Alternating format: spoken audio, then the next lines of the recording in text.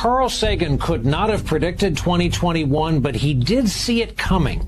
He wrote the following back in 1995, and we quote, "I have a foreboding of an America in my children's or grandchildren's time when the United States is a service and information economy, when nearly all the manufacturing industries have slipped away to other countries, when awesome technological powers are in the hands of a very few, and no one representing the public interest can even grasp the issues, when the people have lost the ability to set their own agendas or knowledgeably question those in authority, when, clutching our crystals and nervously consulting our horoscopes, our critical faculties in decline, unable to distinguish between what feels good and what's true, we slide almost without noticing back into superstition and darkness.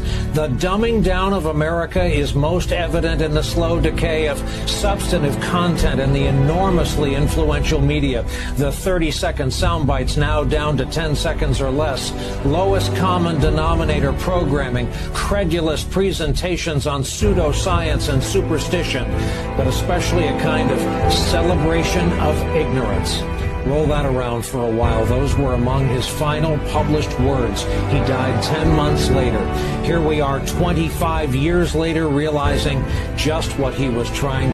Well, I can tell you, we shared it with America, but I can't share it with you. Okay? The most advanced offensive weapons on the planet, things that none of the superpowers have, developed by Israel, shared with America. We're very powerful. This country is very powerful. It's far more powerful than people understand. We have weaponry that nobody has any idea what it is, and it is the most powerful weapons in the world that we have. More powerful than anybody, not even close. Malaysian 370, contact Ho Chi Minh 120.9. Good night, Malaysian 370.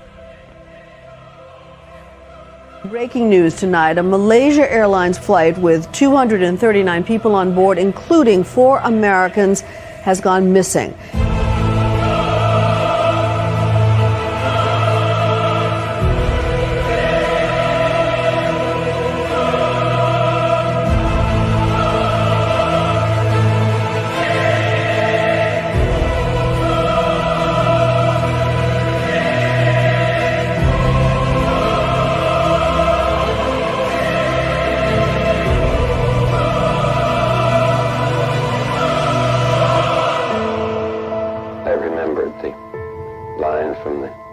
Scripture, the Bhagavad Gita, Vishnu is trying to persuade the prince that he should do his duty, and to impress him takes on his multi-armed form and says, "Now I am become death, the destroyer of worlds." Welcome, everybody, to the live stream. Good to see you guys. Guys, I am back. I am back from taking care of family stuff, from my birthday. Guys, I am old AF, chat. I'm old AF. I don't know if I'm going to be there to see the new future world, chat. Feels like we're a long way off from the Jetsons right now, even though we should be having it already. Today's live stream is almost 100% going to be about science, quantum mechanics, and fusion. We've just had a late addition to it just now, brand new edition that we're going to be talking about. So we're going to be digging into quantum mechanics. You are going to learn tonight how a quantum computer works. You're going to learn tonight how a quantum computer works. The person that's going to teach it is literally the Nobel Prize winner for macroscopic quantum tunneling. New interview just dropped. We're going to take a look at it. I've already watched it. You're going to love it. Then we're going to look at the connection between pulses and aneutronic fusion. And of course, I'm going to shout out helium fusion. I've got a couple of videos. I hope we get to all of them, but we got a lot to get through. We'll see. And let me see real quick what else I wanted to make sure we hit. Yeah, so I think I'm old enough now where they get, like, I have to be put in a bucket where they draw hats out, decide who they're going to grind up into paste to feed the new generation. I think that's Soylent Green. So I think I have to go register somewhere and make sure that I get in that list now, because I've hit the boomer age. I'm like half boomer now, I think, officially. I'm on the edge. It scares me, guys. Okay, real quick. Just to recap, Candace Owens came back from her multi-week vacation, and is once again pushing a bunch of crazy crap I don't have time to get into, nor do I even really care about getting into. But I just want to point out, and like apparently somebody made like a whole live tweeted her entire show today and tagged me in it, and I took a look at it. And the one thing I want to point out is these people are like her and her followers, not necessarily her followers, but the ringleaders of this crew, like Ryan Matta and Ian Carroll. These people are shameless grifters, guys. Shameless, opportunistic grifters. She's calling them out in the chat about how great investigators they are. They're all full of shit, and they know they're full of shit, guys. They know they're full of shit. And this is the reason why you don't see them jumping at debate opportunities, right? Like when I was doing the MH370 stuff, which, by the way, watching that clip again, like, how do people think those videos are fake? How do people think that the color FLIR is fake? You can see the camera shaking accurately after they zoom in. They think somebody had the foresight to fake something like that. When I was doing the MH370 stuff, and by the way, rest in peace to MH370. The MH370 passengers are gone, guys. They're getting hit by a thermonuclear weapon. They're getting hit by a thermonuclear weapon. Even if it's bending space-time, how can we even begin to assume that they could have survived that? So there's no way that they can be alive, in my opinion, although it's theoretically possible. And I think the difference between me and the grifters like Candace Owens, and I see so many people have been bought into the allure of these grifters. They are completely full of shit, and they are taking advantage of you. When I was revealing the MH370 stuff, I challenged everybody else to debate me. I challenged everyone to debunk me. Do you know how many people accepted that challenge? Zero. I challenged physicists. I challenged experts on MH370. Not a single one of them had the balls to debate me, even though I have a massive platform. I have bigger platform than every single MH370 investigator combined. I have a bigger platform than all of them combined. Not one of them would debate me. I challenged several, including Jeff Wise of the Netflix documentary. He refused. He said, debating me would platform me and give me credibility that I don't deserve. That was his argument. I challenge everyone in the UFO community as well. Not a single person would debate me on it because they knew they would lose. They knew they would lose badly. It's not a matter of me making them look silly. It's a matter of I have the evidence and facts on my side. Now flip this around. Now look at the Charlie Kirk conspiracies, the other conspiracies that you see this like is, I don't know what to call it, Israel derangement syndrome. It's really low IQ people. It's people that are very unintelligent that get bought into like ridiculous logical fallacies and they buy into it. Not only are they not challenging other people on their debates, they won't even accept debate challenges. I challenged Ian Carroll straight up when I saw this guy grifting and lying about what happened to Charlie Kirk. I said, okay, I challenge you to a debate right now. And at the last minute, he backed out. He made up a bunch of excuses about, oh, you're being emotional. You're being mean to me. No, you were just afraid of your grift getting destroyed. And has any of these people, has any one of them debated anybody? No, I saw Ian Carroll getting called out by several more people saying that, hey, I want to debate you because you're lying. Because they only go on friendly appearances where they're not going to be challenged on debates. I think it's important to point this out because I realized that a lot of my followers, guys, my OnlyFans isn't making any money anymore. My OnlyFans isn't making any money anymore because all the wine moms were apparently Candace Owens followers, and now they're not donating anymore to me. Feels bad, chat. I'm going to have to go get a real job soon. But to the point, it's extremely important, I think, that I apparently teach people this because there's people that are just out there watching me that are like, are you dumb for not believing that Israel killed Charlie Kirk? No, I think you're literally retarded if you think that there's any connection between Israel and Charlie Kirk. because there's literally none whatsoever other than the past donations they got while he was alive. So the more I see people putting stupid shit like this, the more it forces me to react, because I want you to be sure, if you're one of the people out there watching that's getting really offended by this, the reason why you're getting so mad is because you believe a lie that's not supported by any facts or evidence. And when someone challenges you on that, it makes you very upset. And I have bad news for you. It's gonna get worse. I'm right about Charlie Kirk also. The truth is not an opinion test. It's not a popularity test. The truth doesn't care who your favorite person is. It doesn't care what you think or what you feel. There's only one truth. And the truth is Tyler Robinson killed Charlie Kirk. It didn't have anything to do with Israel or any other weird schizo shit. It didn't have anything to do with directed energy weapons or whatever else. That's the truth.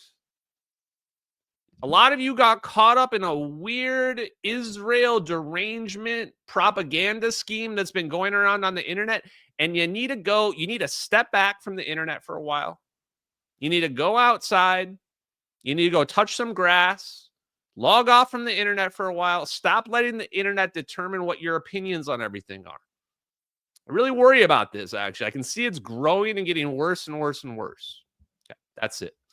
Now that we've addressed that, the last political thing I want to talk about before we jump right into quantum mechanics tonight is the Venezuelan situation. I don't know why Rand Paul, of all people, has decided to throw his body in the way of the Hellfire missiles as they are striking the Venezuelan boats.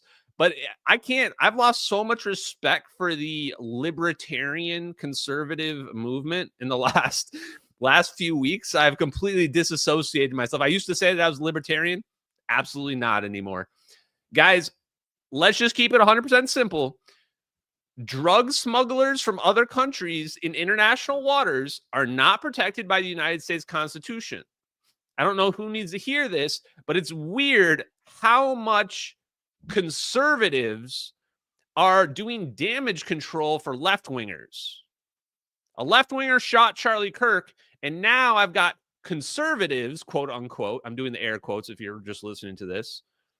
I've got conservatives out here saying that, no, it wasn't the leftist guy with 3 DNA matches and 4 confessions. It was really Israel. You should be mad at Israel. And then I've got other, quote unquote, conservatives saying, we shouldn't be destroying narco terrorists. We shouldn't be killing them in international water. We should be arresting them in their speedboats and their submarines, literal submarines, guys. Literally, we destroyed a submarine, drug running submarine. And you hear people on TV, the liberals and the woke right and the woke left going, no, we shouldn't be doing this. Well, what should we be doing? Oh, we should be arresting their submarine and then bringing them on shore to be charged. They're not even American citizens. No, we should be blowing them the hell up.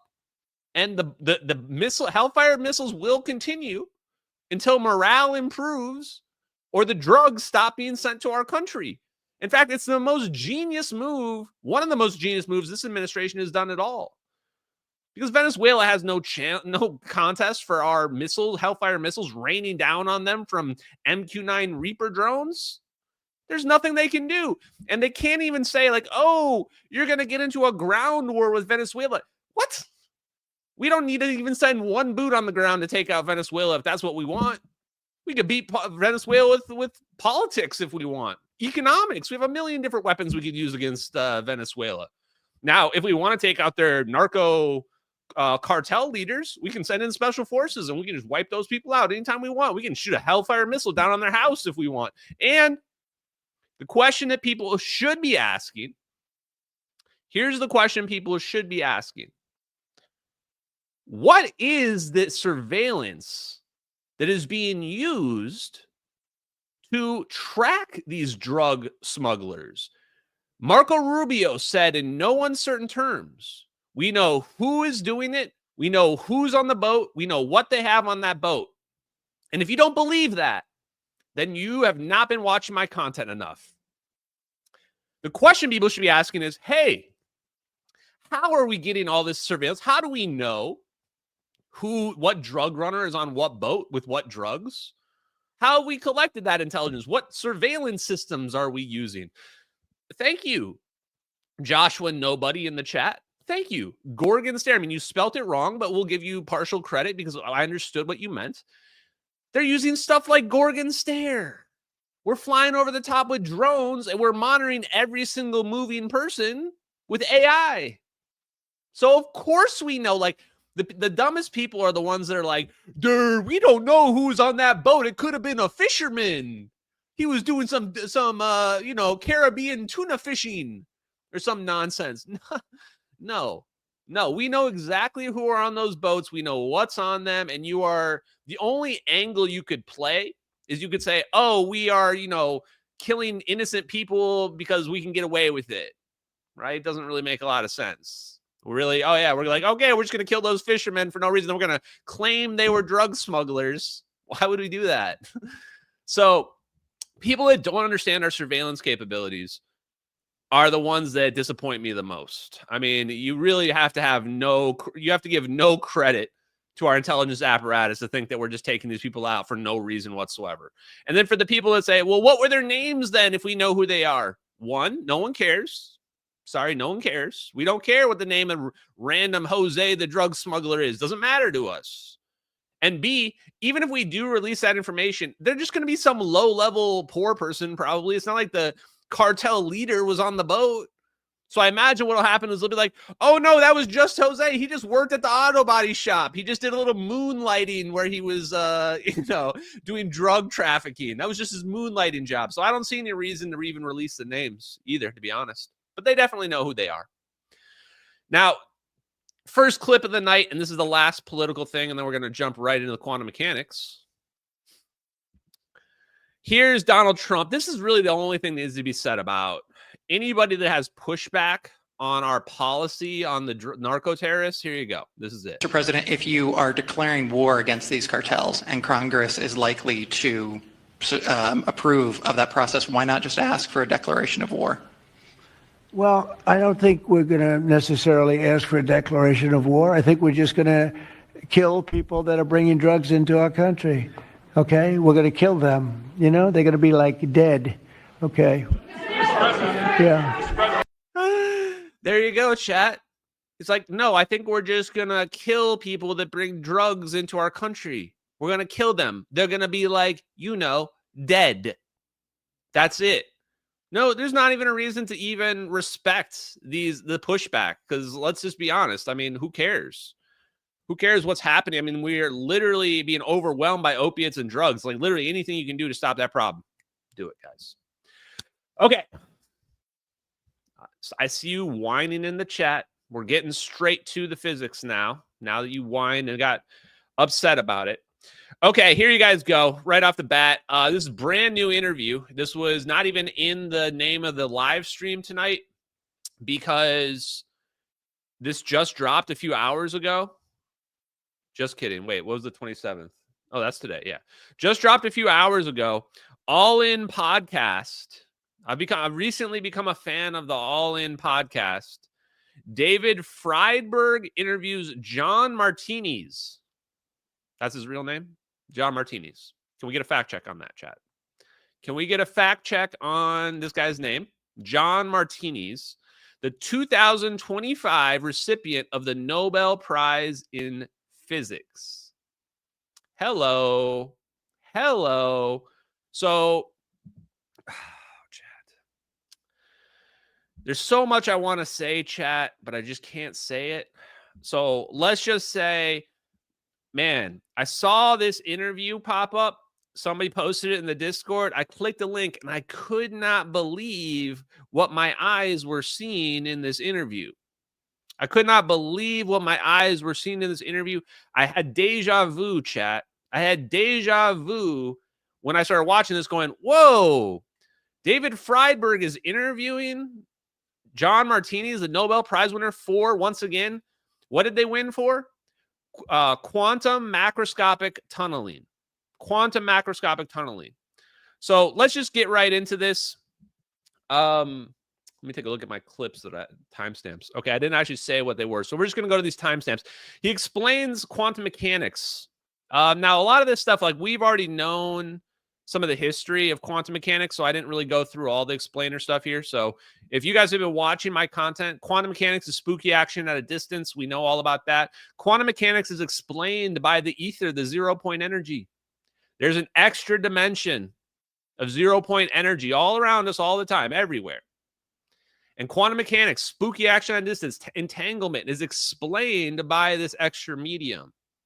There's an extra dimension. We don't perceive it, but this explains why we see this entanglement effect where two different particles separated by a vast distance can have action. The action on one can mess with the action on the other faster than the speed of light, faster than light could travel that distance. So how is that possible? It must be the ether. It must be 0-point energy. Here we go. To make this barrier, this insulator, just 10, 20 atoms thick, then that's thin enough for it to go through. So this is what's so interesting. You can actually predict the number of electrons that might tunnel through one of these barriers, one of these insulating barriers, as they're called, over to the other side, which really is crazy to think about. It's just like walking through walls, right? I mean, like that's the idea. Yeah. So going back to the story you were sharing, you're in grad school. Right. And then Leggett proposes this idea. Maybe you can share a little bit more now that we've got, I think, a bit of the basics on what was discussed, which was zoom. So right there, he was describing Josephson junctions. It comes up several times, which is like also mind-blowing to me. Really mind-blowing to me. I've spoken to several people about Josephson junctions. I've been talking about it a lot on live streams.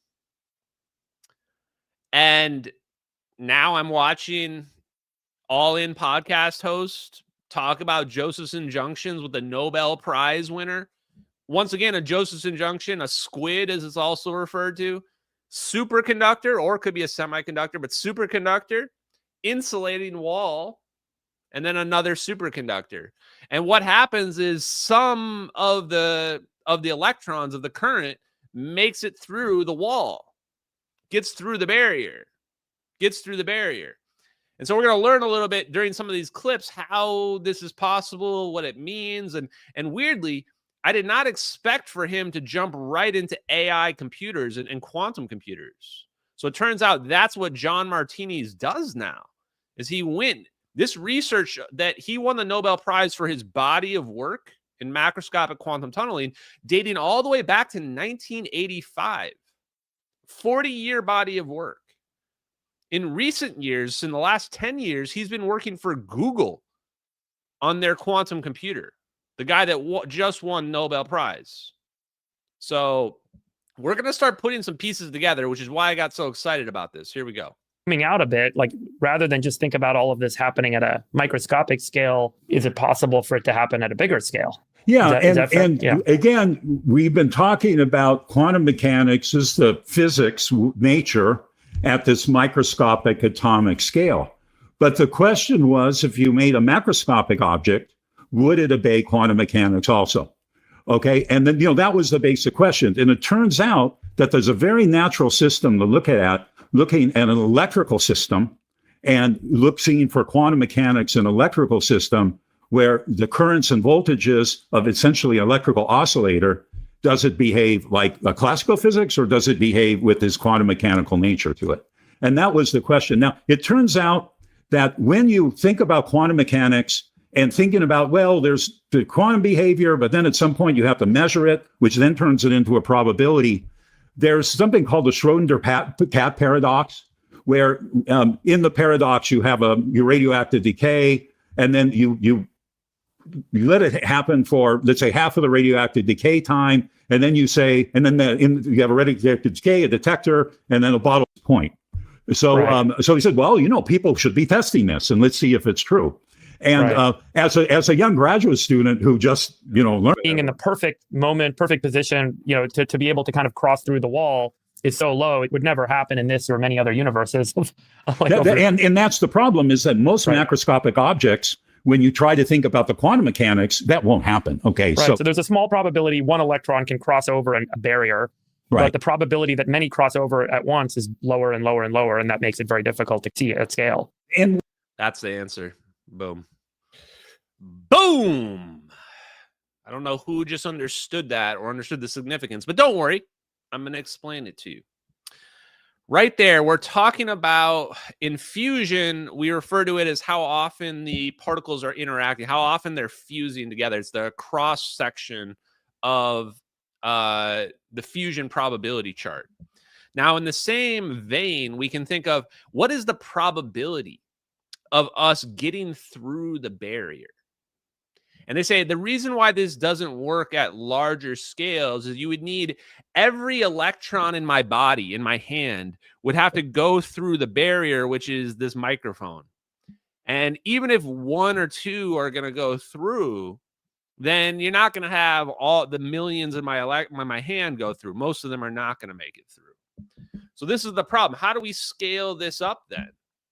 How do we scale it up if we have all these electrons and only some percentage of them will make it through the barrier?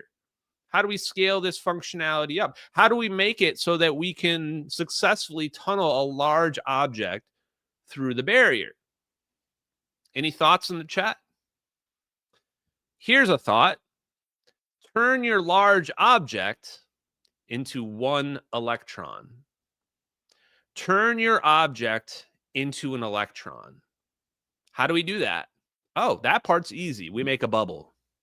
We make a bubble of plasma around our object, and now the universe treats our object as though it's one single electron. You make a wormhole. You make a mouth of the wormhole. In fact, you could argue maybe this is what making the mouth of the wormhole is.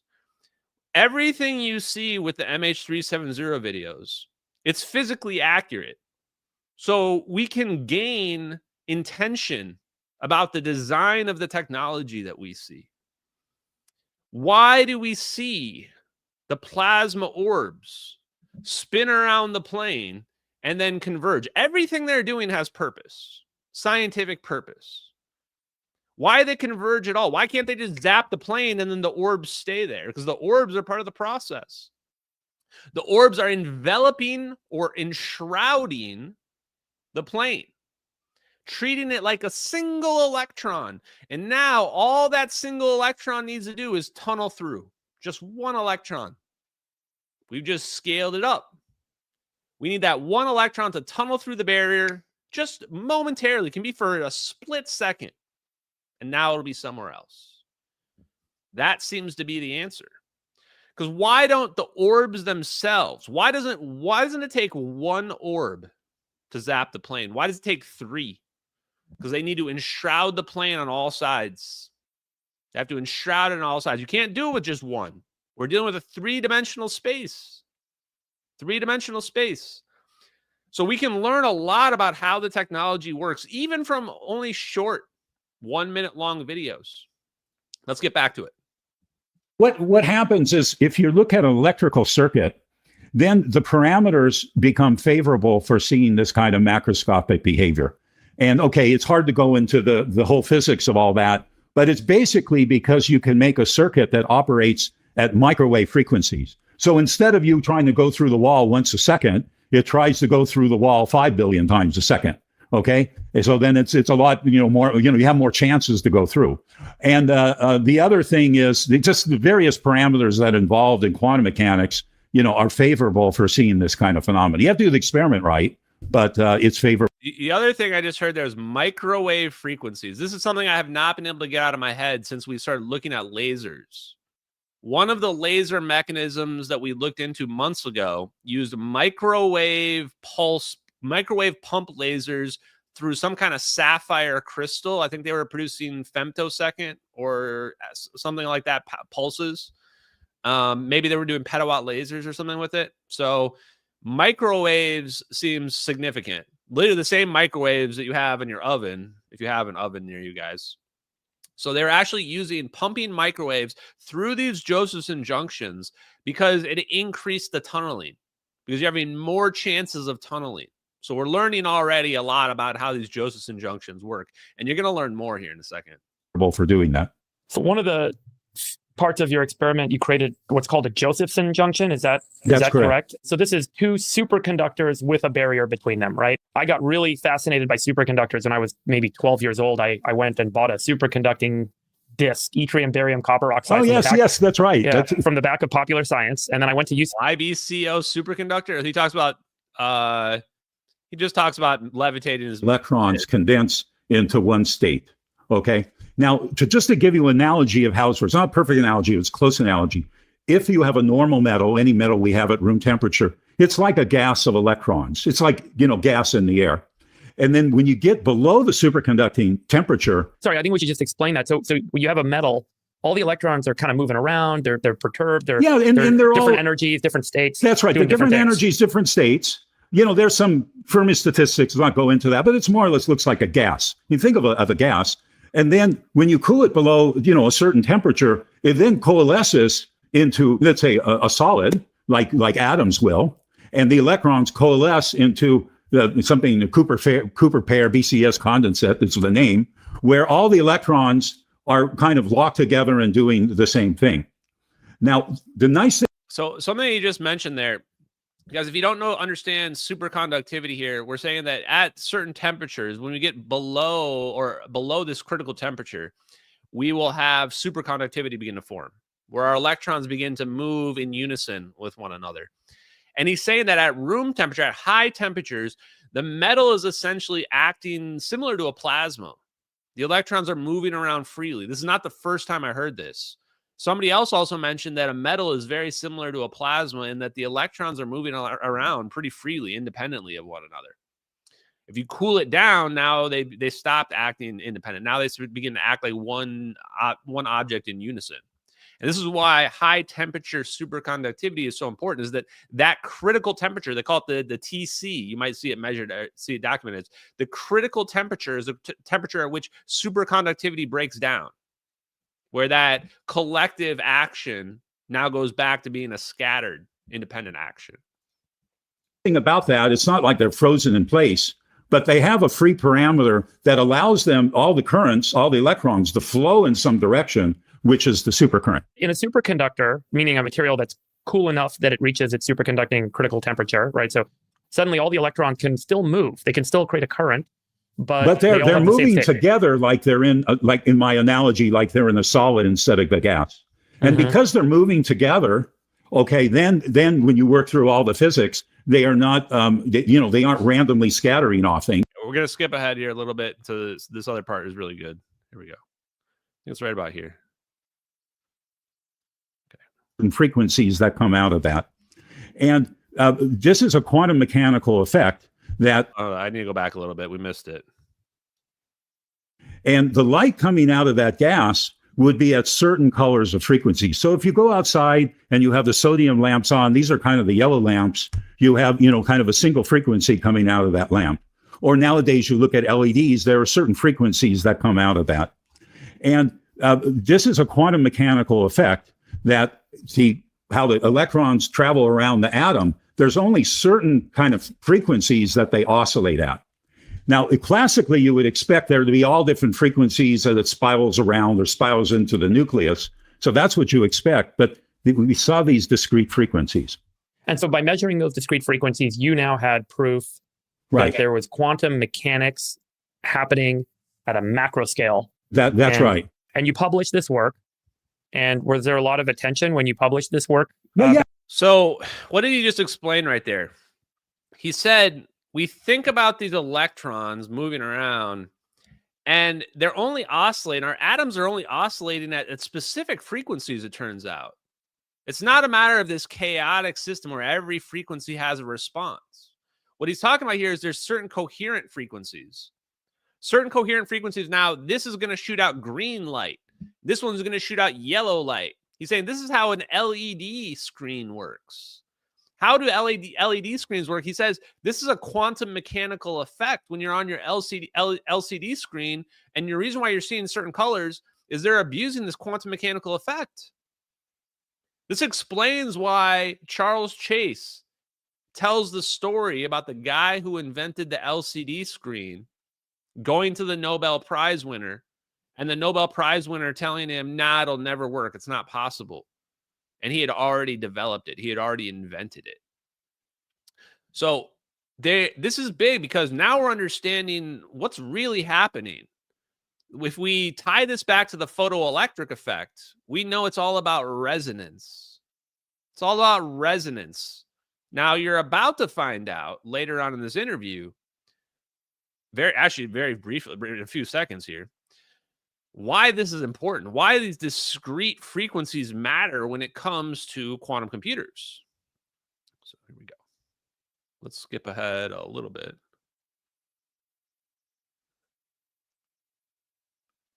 Little Richard Feynman. Read his books and whatever. And he was talking about using quantum mechanics for computation, which is building a quantum computer. Yes. So he gave a talk that was, really kind of amazing. I'm going to be honest, as a student, I didn't quite catch everything. And Michelle Deveray, my dear friend, said, yeah, maybe some of the things wasn't quite figured out at the time. But afterwards, he was absolutely mobbed by people asking him questions, because it's so interesting to think about taking this basic law and actually doing computation with it. Right. And I was a graduate student, so I was kind of at the outside ring. You have the professors in close and whatever. And I was just a lowly graduate student, so I could hear a little bit. Well, what I learned from this, it was a great question, and something that would be kind of worth doing, for your life work, because it's so deep and so interesting and maybe practical and the like. So that really. So this was him explaining. This was crazy to me. Was that the guy that just won the Nobel Prize for macroscopic quantum tunneling has been in AI and quantum computers. That's what he's been doing since like the 2000s, but really the 2010s with Google. And what did he just say there is that even back with Richard Feynman, they were already floating the idea of using quantum computers, quantum mechanics to make quantum computers. Chat, this is where it got real spicy for me, because what have I been talking about? I have been saying that this all goes back to nuclear weapons. And if you have not been following all my work, that's fine. I don't judge you. You probably should, though. Turns out when I started looking up, I just asked the question, just not even that long ago. And how often have you asked this question is, when did we invent computers? When did we invent computers? Chill out, Corky. You're getting ahead of the game, Corky. A little too soon. For my audio listeners, I'm not even going to say what it says in the chat right now. It'll come for you in a minute. We're not to that point yet. We're getting there, though. When did we develop the first computer? It turns out some of the first computers ever invented were for nuclear weapons. We built computers so they could do the calculations for nuclear weapons. Why? Why do we need computers for nuclear weapons? Oh, because it's really, really important that we get the waves to interact perfectly. I mean, when I say perfectly, I mean we need equilateral triangles. We need our shapes to be perfect in a three-dimensional environment, not a hypothetical. Usually when they do the math, they simplify it and they're like, okay, we're just going to make a bunch of assumptions to make this a two-dimensional model of what was going to happen. 3 dimensions is really tough to model. So they needed computers, advanced computers. And if Richard Feynman, who was on the Manhattan Project, if he was already floating the idea of quantum computers back when he was alive, then we almost certainly developed quantum computers for the military. And I'm going to give you one guess as to what we're using those quantum computers for. You know what? No guess is necessary. You ready? I forgot I had this. Into the future of quantum computing. I think it will come. I saw a paper by some guy who was listing all of the reasons why it was impossible, and I read the paper very carefully. 2 of his reasons were clearly wrong. I'm not sure about the other 5, but my guess is that quantum computing will come along and will revolutionize certain kinds of calculations that we do. And in nuclear physics, I'm an experimental nuclear physicist, and the kinds of calculations we do for nuclear physics, you either have to make assumptions that are contrary to quantum mechanics. For example, in a cascade calculation, you have to collapse the wave function 100 times where it would stay uncollapsed in a real quantum mechanical situation, or else you have to emulate the quantum mechanics with great difficulty using complicated integrals that are very difficult to execute in many cases. I think quantum computers will eliminate a lot of those. There'll have to be a whole new generation of theoretical nuclear physicists learning how to use these computers to do the appropriate calculations. But I think it will revolutionize that particular field that I'm very familiar with, and it will probably have a similar effect all over the place.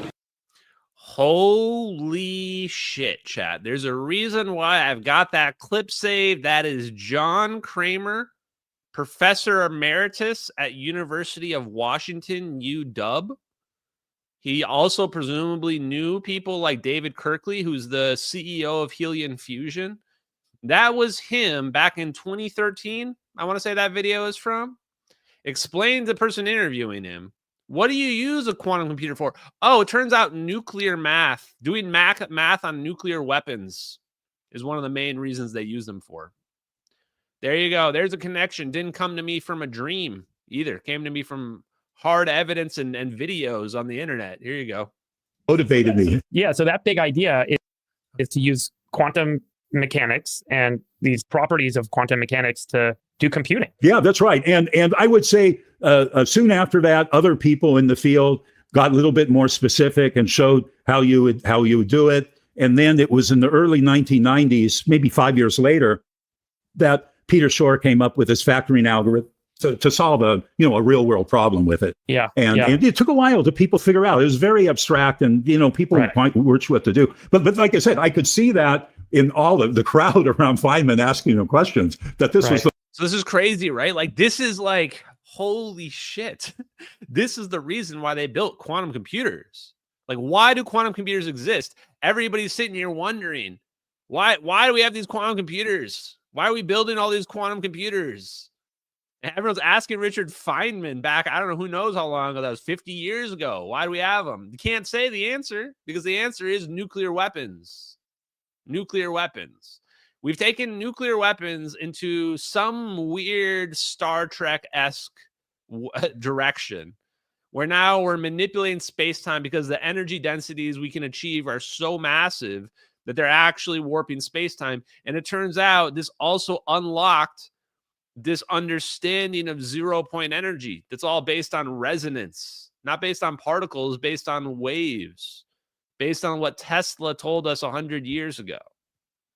This isn't, I wish this was a conspiracy theory. It's just actual physics, just actual science.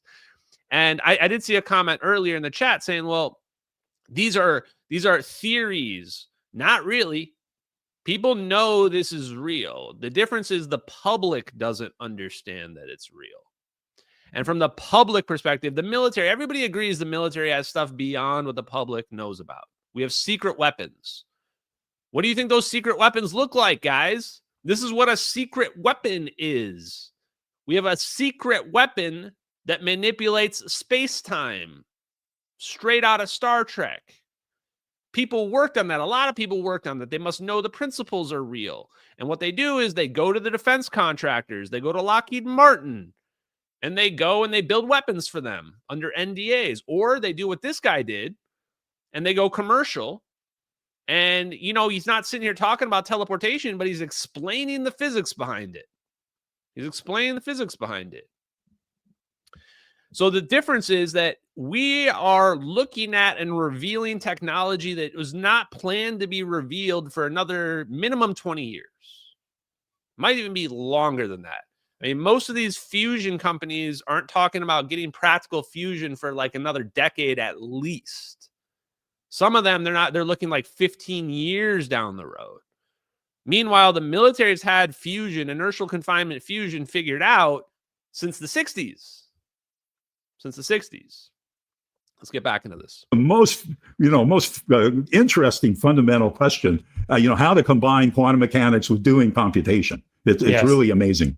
And so you started to do that with your life's work, pretty much. You go on to a very good career. Yeah. So my career path was, of course, quantum computing was getting developed. And it took me a while to really go all in on it. Okay. Yeah. So what happened is Michel Devereux was from France, from CEA. I'm just going to skip ahead a little bit because we don't have time for all this. But basically, A lot of qubits. I'm pretty sure this is that Google's what do they call it? Sycamore? I think that's Sycamore. So we're about to learn now here. I mean, the reason why we're watching this is, okay, he's just kind of connected some of the thoughts in my head about how the orbs work, what have you. He's about to connect another major one right here. Another major one right here, guys, which is, what is a quantum computer? Does anybody in the chat even know what it is or how it works? Before I watched this, I'll be honest, I didn't really know I don't know. I just know that it somehow interacts with the 0-point energy. Other than that, I didn't really know what a quantum computer was. We're about to find out right now. Why is the guy that just won a Nobel Prize for macroscopic quantum tunneling using a Josephson junction, why is he all in on quantum computers? And what does it actually, but what literally, if I were to say, how do you build a quantum computer? Where do you start? Because people say, oh, well, it uses entangled states to solve a problem. But what is it? How do you build something that measures quantum states? What is a qubit?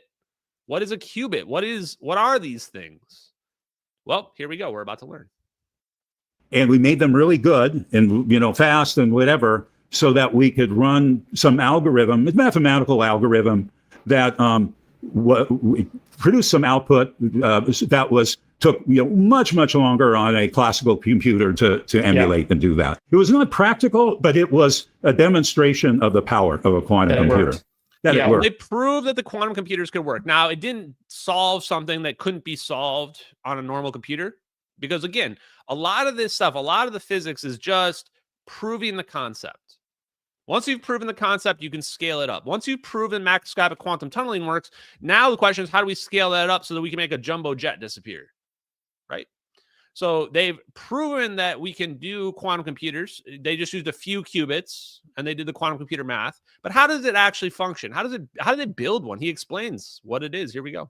Well, just maybe give your description of a qubit, and maybe we can relate, how do we build these quantum computers from qubits to the Josephson junction and some of the early work you had done that you ended up winning the prize for? So very simply, we have a metal wire and a metal wire that gets put together on this Josephson junction, which represents an inductor flowing through here. And then from this wire to this wire, we have a capacitor. And then we set that up to oscillate at about 5 gigahertz cell phone frequencies, to form the qubit. Okay, this oscillating thing. And then there's, at low temperatures, superconductors, all this magic, we can get quantum mechanical behavior out of that. What? That's it? That's what a qubit is? That a qubit is just a Josephson junction hooked up to a capacitor, pulsing a resonance through it? Is that resonance, chat? Is that it? That was it the whole time. It's a literal fucking Josephson junction hooked up to a capacitor, pulsing a resonance through it.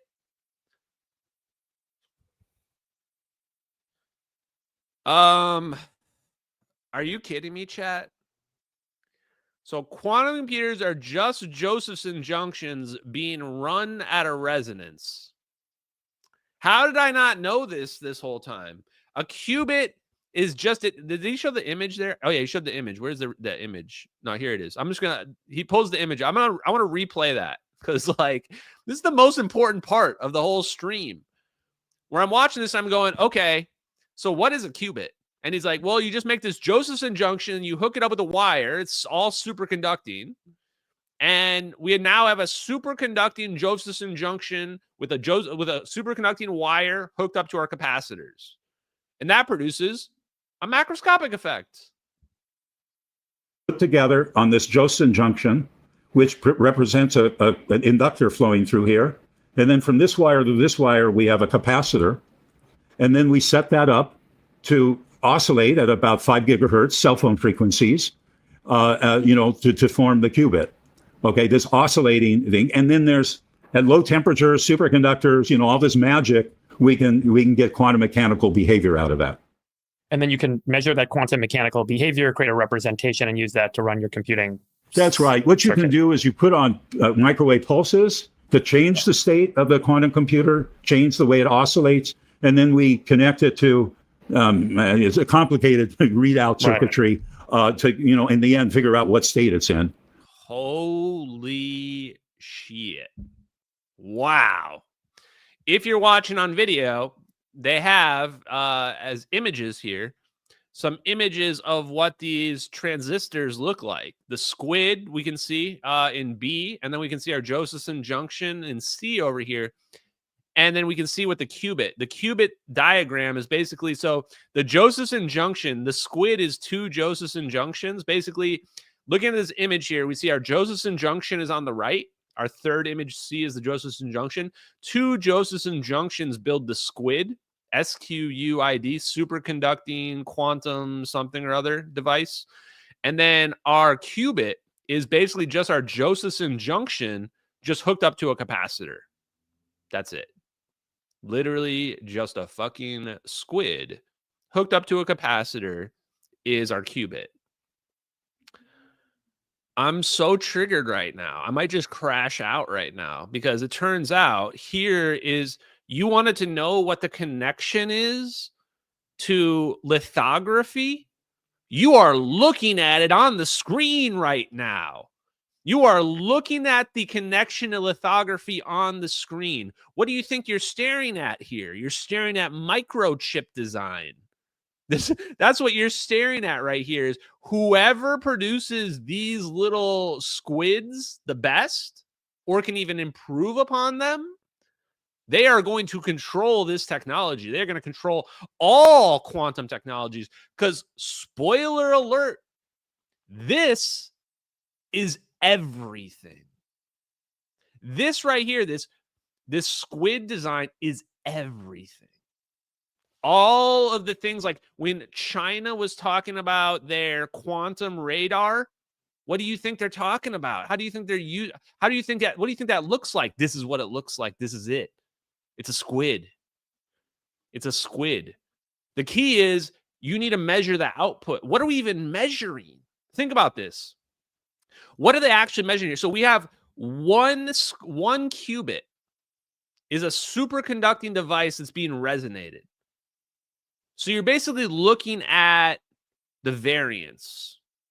You're looking at this resonance. Imagine that you made a swing. Let's just simplify it.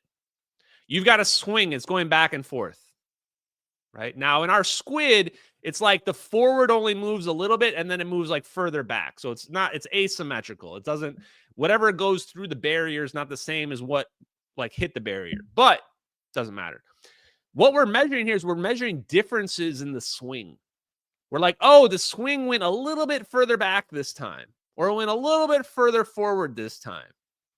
We can measure that. That's what they're measuring as their output.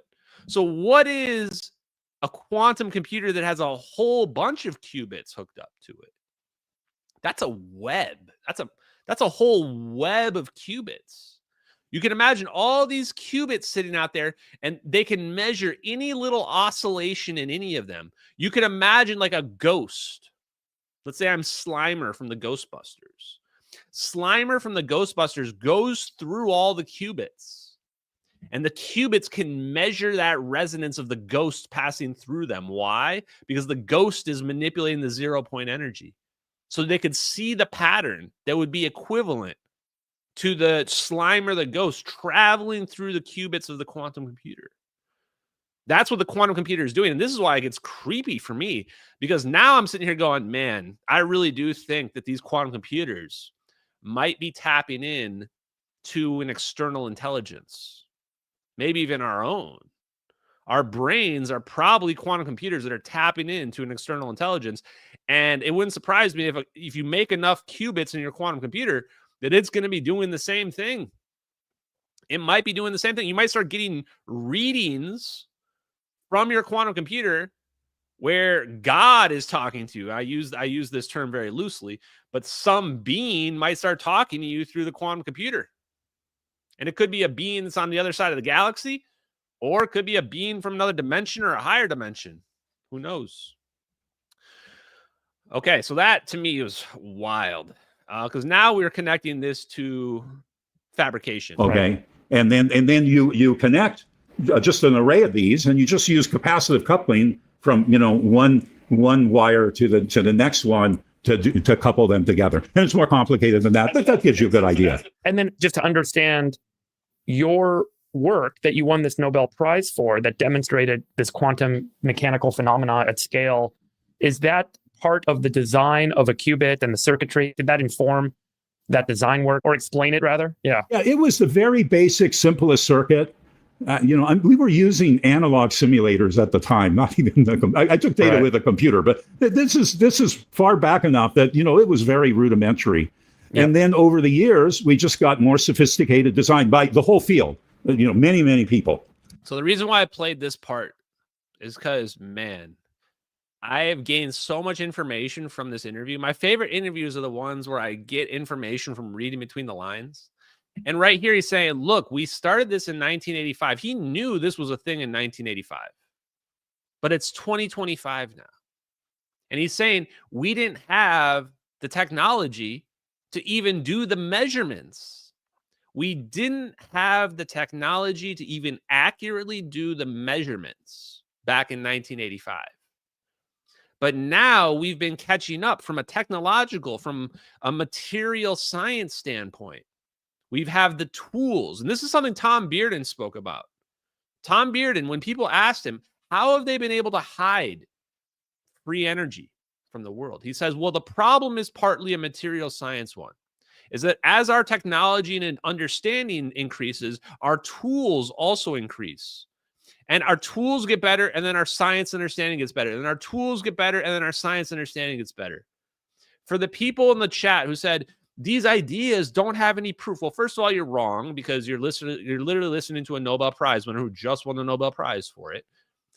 But there's an element of truth to that.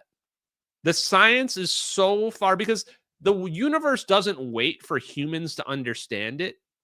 The universe has always worked. If we understand a new property of the universe, like 0-point energy, it's always been there. It's not like it just only got there the moment we discovered it. No, it's always been there. The universe and its properties are not dependent upon peer-reviewed papers to be real.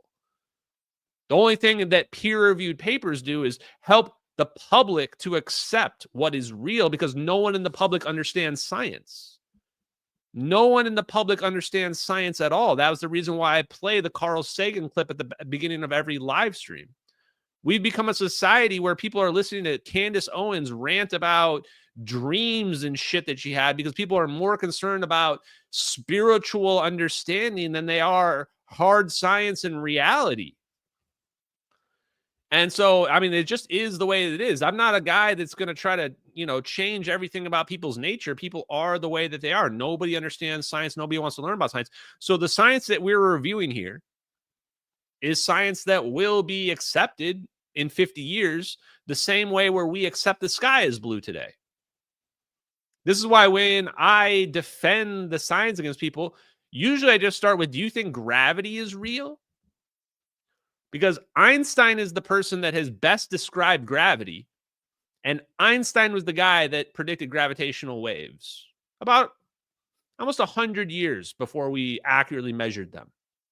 So Einstein understood gravitational waves almost 100 years ago, or 100 years ago. And we only detected them officially in 2016, 2017. Maybe 2015, I forget, whatever year. LIGO was when we detected them. So there you go. So once again, what we think we know to be real is often what we know to be real often is lagged, or the public science lags far behind what we know to be real. And we were able to put things. Let me skip this ahead a little bit. saying, well, what do we have to do to build a quantum computer? That kind of led me to know what physics we have to test and what are the kinds of things we have to build. And that's just the way my mind works. I'm much more practically oriented. So it was a perfect field for me to get in. And that's kind of what, intuitively led me to, trying to do this in graduate school. And I think it's just so fascinating, the amount of engineering and technology you have to do to make this work. Where are we in quantum computing evolution today? So what's the state? At what point will we have, call it generally accessible and generally useful quantum computers that can do all of the amazing things everyone's kind of talked about for decades that one would be able to do? So that's right. So right now we're about 50 or 100 qubits for the superconducting case, but they can be fully controlled and run real algorithms and do very complicated things. They have a lot of other systems that can do that. I think the newcomer on the block, which looks good, is neutral atoms, where they've made big neutral atom systems, but they're still working to get the gates controlled really well and the like. But what's happened right now is we can run genuine algorithms on that, and people have ideas they want to run. But because these qubits are not perfect, okay, it's an analog control system, and fundamentally these quantum bits have a little bit of error to it, a little bit of noise to it. You can only run so complicated of a project, and it's good enough to write scientific papers and try things out. Every once in a while, people say they've done something, that's hard to compute, and well, that's fine. But they aren't really big enough to be useful yet. They have to get bigger, and they have to get better. Less noise. Do you have a point of view on the timelines? This is everyone's speculation. Yeah, they say they're like 10 years out. Everybody says they're always 10 years out. I just think that part is interesting about how they've been scaling them up, because it lets you realize, like, oh, the government must be having quantum computers that are next level. They've got to have some next level quantum computer stuff. There is something that's interesting about the noise. I think they talk about the physical noise. Is that, remember, we have this network of these oscillators. Oscillating things make noise, right? You can hear a vibrating or buzzing sound depending on the frequency that's being played at. So I imagine these computers are loud, like really loud. I'm just guessing, but if things are buzzing around, imagine like a bunch of bees humming. Presumably they're doing it in resonance with one another, though, so maybe it's more like a symphony than it is just like bugs freaking around out. Okay, let's move up here to fabrication. Control is clear enough, you're not going to get the great performance out of it. So I'm a little bit old school here. And then around 2000, we had more sophisticated fabrication, a little bit concerned about that. Now, what we're doing with our company is we're doing a new generation of fabrication of the devices. And I would consider in my research, we have the simple fabrication. Oh, you're doing a new method of fabrication for your devices, you say? Is that true? Oh, interesting.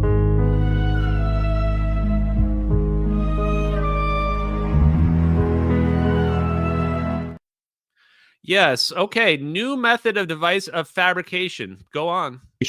With the original papers in 85. And then around 2000, we had more sophisticated fabrication. And then for the quantum supremacy experiment, we did something even more complicated, other groups too. But we want to do a similar jump in the fabrication. And what's interesting about this is we're going to be using applied materials and the modern fabrication processes that they have, which on 300 millimeter tools, you can't get in China, for example. Right. You can get it for CMOS. And then we're developing standard processes, but, new recipes and new ways to put it together. And we think by doing that, we can do a huge leapfrog and then get there faster and get there in a way that, will protect our lead. There's other. Oh my God, chat. Oh my God. What an interview. This is why we pushed the fusion stuff. We are going to talk about fusion in the second half of the live stream, but I mean, listen to what he's saying, guys. He's saying we are developing new advanced forms of lithography. The context, Chad. Do you know what the context is?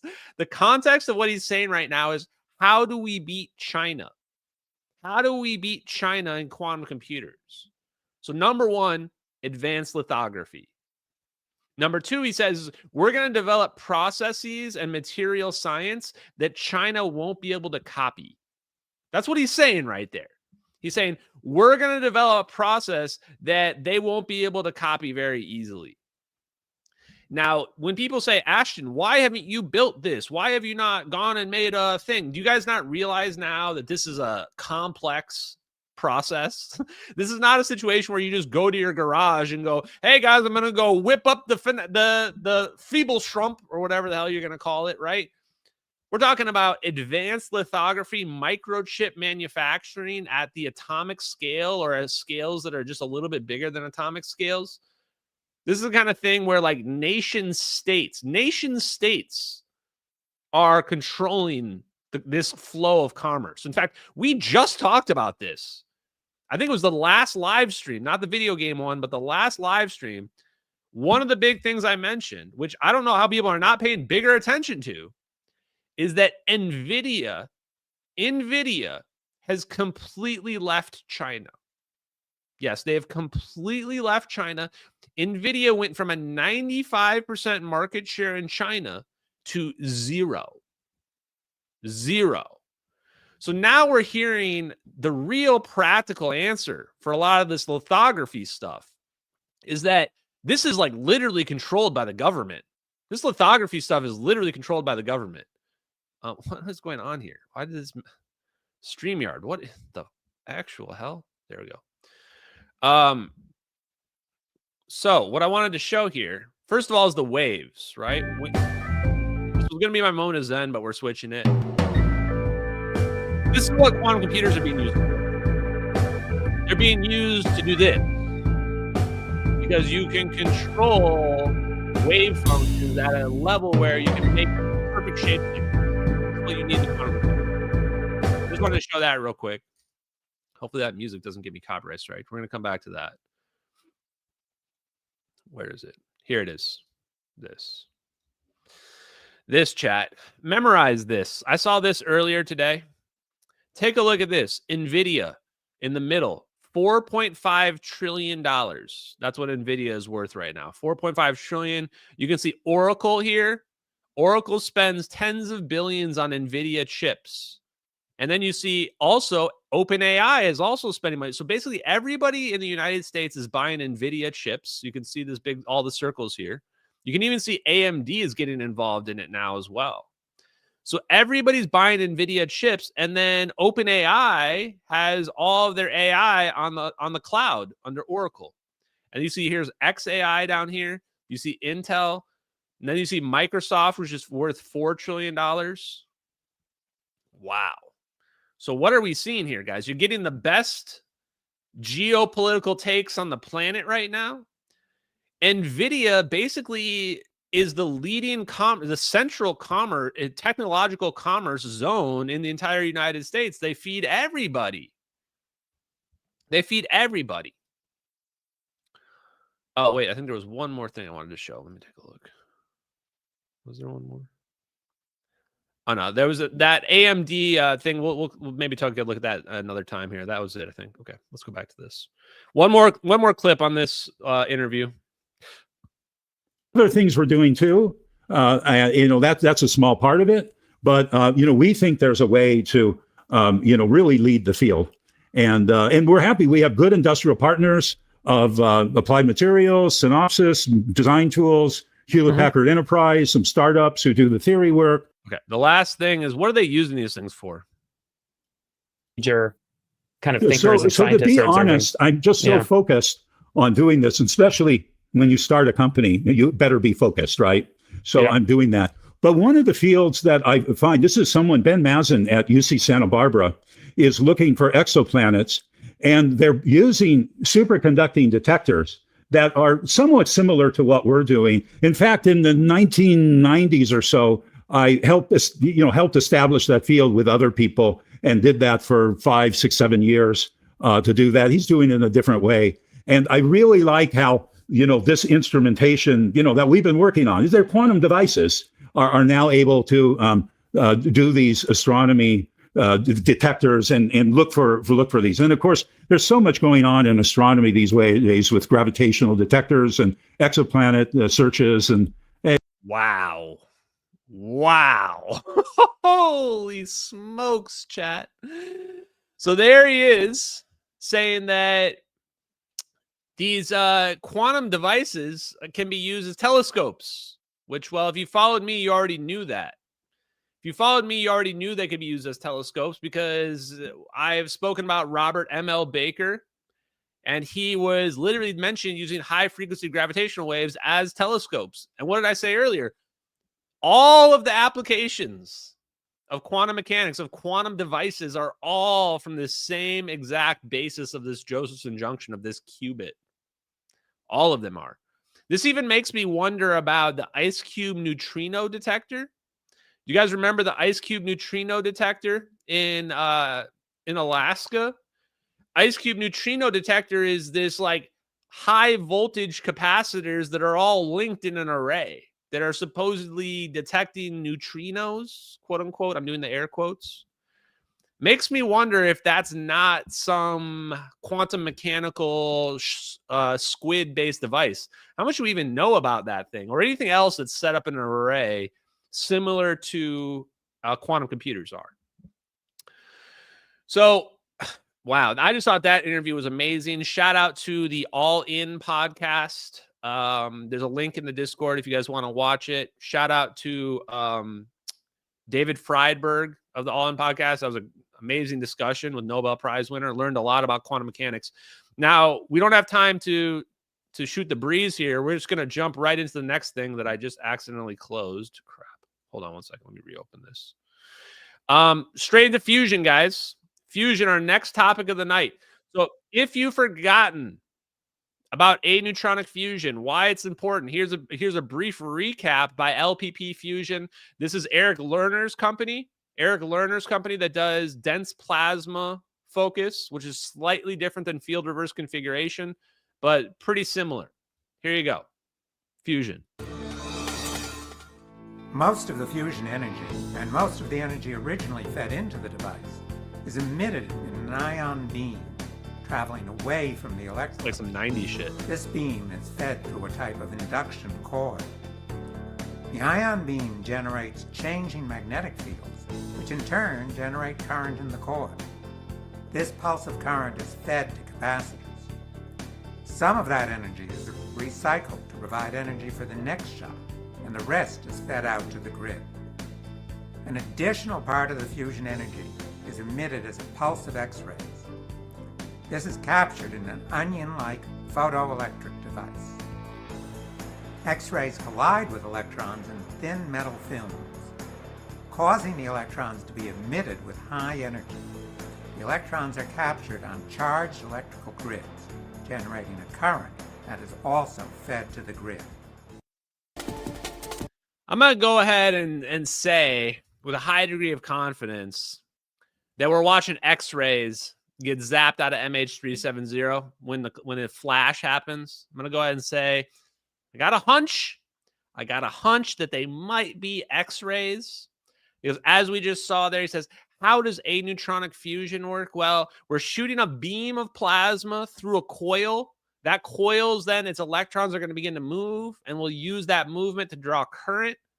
We'll recuperate the plasma beam energy as much as possible, and we're also going to capture the X-rays. The X-ray release of photons, we can also use a photodetector to capture that energy as well.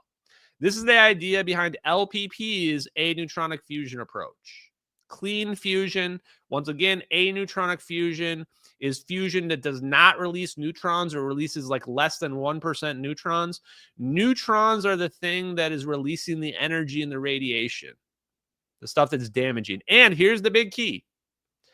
Why are neutrons important? Aneutronic fusion. Why is aneutronic fusion important for propulsion? Why is there a connection between aneutronic fusion and propulsion? The reason is the neutrons are what causes the damage. The neutrons are what destroys the fusion reactor. The neutrons destroy your aircraft. Right? It's like, imagine blasting something with radiation, it's gonna fall apart. This is actually why they struggle with fusion confinement in hot fusion, because they can only run it for so long, and then the neutrons literally destroy the reactor. And so they try to do a bunch of stuff like coating it with certain materials, but at the end of the day, it's a physics problem. So why would you want aneutronic fusion? Because the aneutronic fusion won't destroy your craft. Won't destroy your craft. And they use very powerful magnetic fields to ensure that the plasma never interacts with the walls of the craft either, as much as possible. This is why it's an open configuration. You don't have to have anything confined in it. The plasma will just keep self-confined by its own magnetic field. So there's very little to get destroyed. So first thing I want to show you before we look at the Paul-Sis connection, which is also pretty spicy. He's one of my goats. He's one of my favorites. Is this scientific paper also found? Take a look at this scientific paper. I think somebody posted it in Twitter. Fundamental scaling of adiabatic compression, so plasma compression, of field reverse configuration thermonuclear fusion plasmas. Somebody was asking me, Ashton, should we still call it a thermonuclear weapon if there's no neutrons? And that gave me pause for a minute. Gave me pause because I went, yeah, wait a minute. Why are we calling it a thermonuclear reaction if we're saying that it's not releasing the heat? Well, it's still a thermonuclear reaction, though. It's still a thermonuclear reaction. Thermo doesn't require hot temperatures. We're just talking about a fusion reactant. And when we talk about thermonuclear, we're talking about an optional fission component and then a fusion component where we're lighting off a fusion bomb. So I'm going to still go ahead and say for now, although I reserve the right to change my mind later. No, thermo requires heat changes. It doesn't mean that it has to be a hot thing, though. But I'm going to go ahead and say I still believe, I don't have a good name, and I'm sure they have a name for what they did to MH370. The best name I can come up with it for right now, other than just, wormhole, is aneutronic fusion bomb. Aneutronic thermonuclear fusion bomb. Yeah, that seems like the best explanation. Okay, so this paper, though, is who's the author? Oh, it's David Kirkley. It's literally the CEO of helium fusion. Literally the CEO of helium fusion here. Field reverse configuration plasmas are devices that have demonstrated through magnetic compression they can be heated to thermonuclear fusion conditions in the parameter space of an energy-producing generator. Of particular interest, FRCs are high beta in that plasma particle kinetic energy is in balance with externally applied magnetic field at all stages of the operation. What this tells me is that their plasma is stable. They're saying that with this high beta, this really high magnetic field that compresses the plasma as the plasma wants to move around, this magnetic field keeps the plasma stable, keeps it in place. It's not moving around. Then he says, the following work will show that a cylindrical approximation for the energy and particle distribution within an FRC can, within 11%, match the fusion performance results of both full magnetohydrodynamic simulations as well as all robust modern theoretical spatial and energy distribution models. Now, here at the bottom, it says, in the second section of the work, a detailed numerical model will be presented with the key theoretical performance of the compression of high beta fusion plasmas in both deuterium tritium, which is a standard fusion fuel, and deuterium helium-3, which is aneutronic.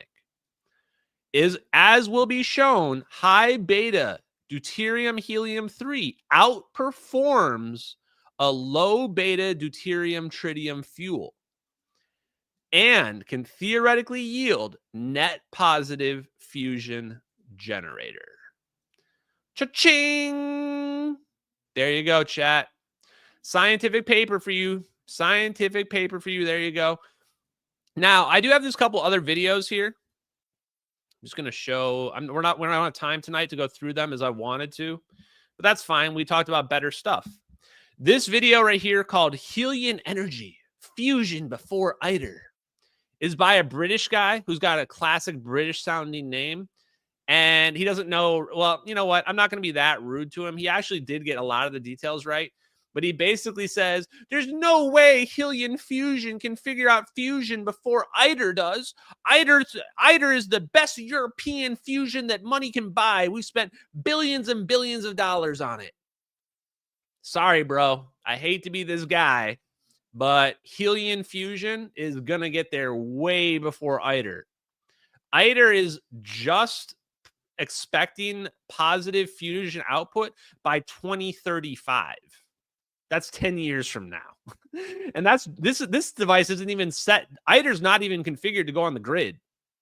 ITER is just proof of concept, and their roadmap is 2035 or 2040. So we've got at least 10 to 15 years to wait just for the prototype, just for the proof of concept from the Eurotrash. Yes, I disrespected you and called you Eurotrash because your Eurotrash fusion isn't even going to get online before we all have commercial fusion already ready to go. The reason why people don't understand helium fusion is that they don't understand 0-point energy.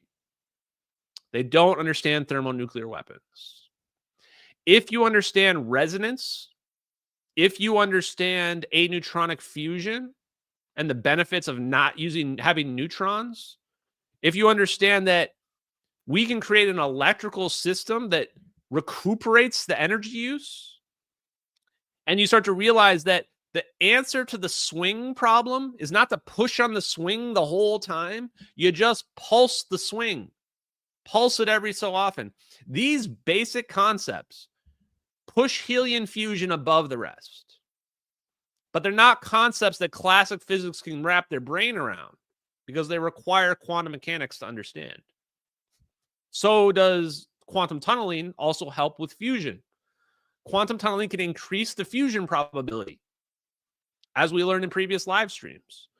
So I found this video to be extremely condescending, and also I think that it's just going to age like milk. Now, the other video, this one, I haven't had an opportunity to watch yet, but supposedly another company. Now, the thing that I do like is multiple companies are now getting in this fusion game. I think that people are seeing the writing on the wall, that they know it's going to happen. They see other people know it's going to happen, and everybody wants to get involved in this. There's been multiple announcements now over the last couple of weeks about fusion and us beating China. I couldn't be happier. I'm not one of those people who's going to doom and gloom you all the time. I love what I'm seeing from Chris Wright, the Secretary of Energy. I love what I'm seeing about these announcements about trying to get fusion online, and I only wish that we had been doing them sooner.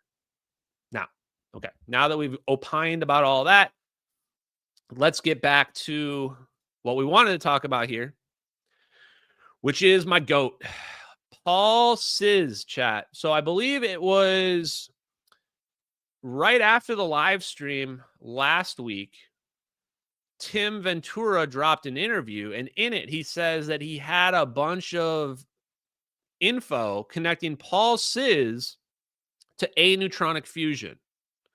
And now what we know Paul Sizz from, explaining space flight. In fact, I think I'll play, it's kind of a longer clip, but I'll just play part of this at least. Here you go. Paul Sizz was head of hypersonic research during his career at the McDonnell Douglas Aerospace Corporation.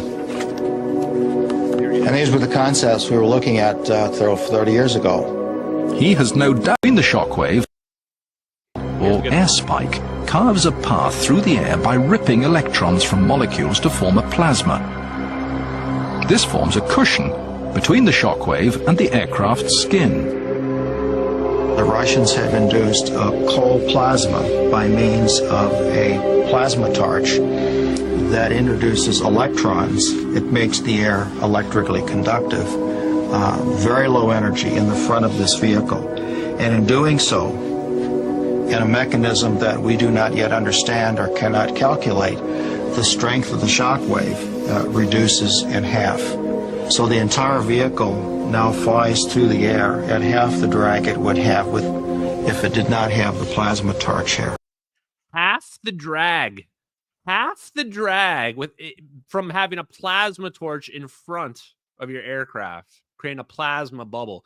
That was the first clip that I watched that made me realize there was a connection between plasma and these plasma orbs and our hypersonic vehicles and our spycraft. Because clearly they figured out how to take this plasma sheath and turn it into a bubble, a drone around your craft. That's what they figured out. And it wasn't just random people that figured it out. Literally the guy that was just speaking, Paul Sizz, was one of the people that figured it out, chat. He was one of the people that figured it out. So if you love this, here we go. We're not going to listen to all this, but there's actually an interview up here at the top. We're going to listen to a little bit of it. I didn't write down some clip segments, so we're just going to look around through it. But let me just play some, listen, I'll read out some of the stuff that he mentions here. He talks about working on the Aurora, which is, I think, a secret spy plane. He says there's no magic required for a Mach 6 aircraft. Teams like his had the know-how decades earlier, so they knew how to do it a long time ago. This implies that it wasn't new physics they understood. They didn't discover new physics. They've known about this, let's call it UFO physics, although it's not. It's really just Tesla science, resonance. They knew about this for decades. Hypersonics are all about response time, so they just wanted to make things go faster. What was the thing? Okay, here we go. Technically, the NASP team. What's the NASP team? What do they stand for? Whatever. National Aerospace, probably. The NASP team wrestled with a knot that sits at the heart of hypersonics. How to breathe air efficiently while the air itself tries to melt your vehicle. Dual modes ramjet, scramjet combustors had to transition cleanly as inlet Mach climbed. So he's talking about the challenges that they were facing and how they were going to solve these answers. Just as challenging as physics was the problem that wrapped it. NASP became a big tent enough for NASA centers, Air Force labs, and multiple primes, each with its own design center of gravity. Work-share agreements, multiplied test articles, and review boards. Requirements involved as stakeholders added just one more capability. So right here, this is huge. This is telling us, how did this conglomeration, how did this actually happen? How did they develop this? You're seeing it right here. They developed a combination of NASA researchers, Air Force, and probably private contractors, people like Paul Sizz, who I think was working for Boeing at the time, or the precursor to Boeing. And they figured out air-breathing magnetohydrodynamics in their plasmas. There it is. This connects the Air Force right there. Let's see. Here you go. The handoff. Scramjets to Aneutronic fusion. Well, then, let me just get my reading glasses on right here for this part, where NASP largely stopped at low Earth orbit. Sizz's next act aimed past it. Working with David Froning, his name sounds familiar because David Froning is on the scientific paper about future military craft that use plasma and plasma weapons and gravity devices. Yeah. Working with David Froning at University Air Force Research Lab collaborators, he fleshed out a reusable single-stage spaceplane concept that air breathes to a very high Mach number, then hands off to a compact aneutronic fusion rocket. Jesus Christ. The favored cycle, MHD aided air breathing to roughly Mach 12/14, then ignition of a dense plasma-focused fusion stage for the push to orbit and beyond. Wow. Wow, chat. I'm trying to wrap my brain around this right now. Is that what the orbs are doing? Is that what the orbs are doing? Are they using air breathing to engage the plane and then flipping over to dense plasma focus? Is that the reason why the dark lines appear in front of the orbs after they've engaged the plane? Yeah, so okay, I gotta switch screen shares here. I think that's what's happening in these videos. So you see the orbs. I'll go full screen here. The first orb, I mean, look how fast it comes in. This orb is going several, like Mach 3 or something like that. It's going really fast when it comes in. But then once it gets on the plane, I think it switches propulsion. Like you only see the lines appear in front of the orbs after they've engaged the plane. So if you missed it from that video, then let me show you this other one real quick. I don't want to sidetrack too much here, but this is pretty big, I think. So here's the other one. So watch when the orbs first approach the plane. There's no line in front of the orb. There's no black line in front of the orbs. It'll zoom in here, and you'll see there's no black line in front of the orb, right? Now you can kind of see the beginning of a black line in front of this first orb. The orb on the top has no black line in front of it, right? And now all of a sudden, it's like all three lines like get turned on. Now you can see the lines in front of all three of them pretty clearly. Really makes me wonder.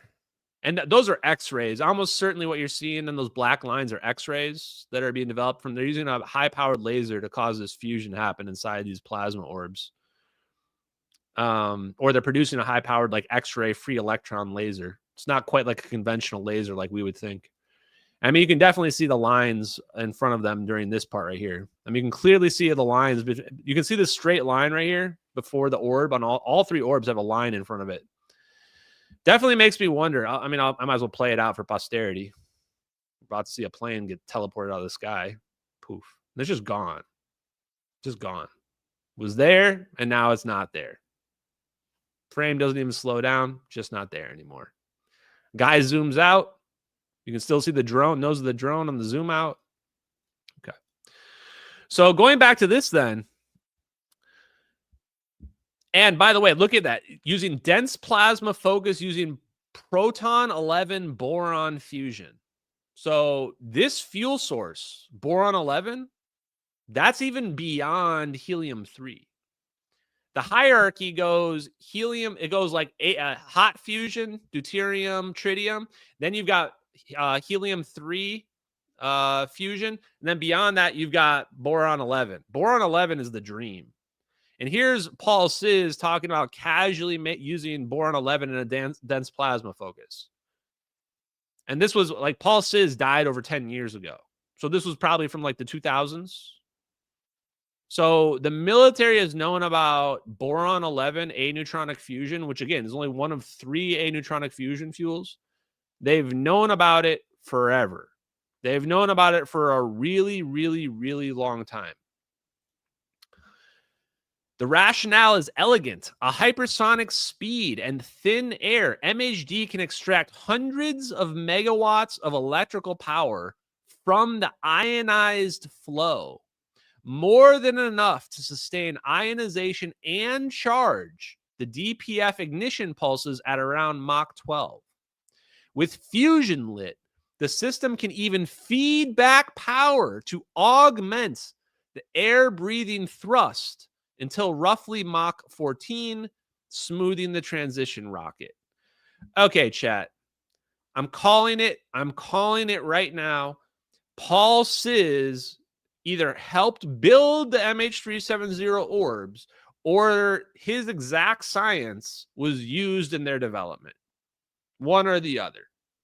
There is no way that this is a coincidence. Paul says, I mean, we're literally listening to somebody explain exactly how the orbs work in the MH370 videos. Not random other stuff. Literally how the orbs work in the MH370 videos. It's right there. These paragraphs explain it. If the videos were fake, there wouldn't be paragraphs like this on the internet explaining exactly how they work by the engineers that literally helped build it for them. This is the reason why you have people like Salvatore Pais who are eager to talk to me when I'm just a crazy conspiracy guy on the internet that believes in orbs and is a healthcare IT guy. Like, why would somebody like that talk to me? Because he's like, holy shit, this guy figured out our secret technology that I can't even talk about because I have a million NDAs. But this guy, Ashton Forbes, doesn't have any NDAs, and he can talk about whatever he wants to talk about. That's the reason why you see some of these engineers are eager to talk to me And other ones are like, nope, we're not going to talk to you at all, because those engineers don't want to break their NDAs, because those engineers have decided that they're going to keep this fusion thing secret. They're going to keep this technology secret for many different reasons. Number one is that we cannot handle this technology. We are a race of primitive idiots that simply are not ready for this yet. Technically, the DPF stage operates as a pulsed coaxial Z-pinch. Wow.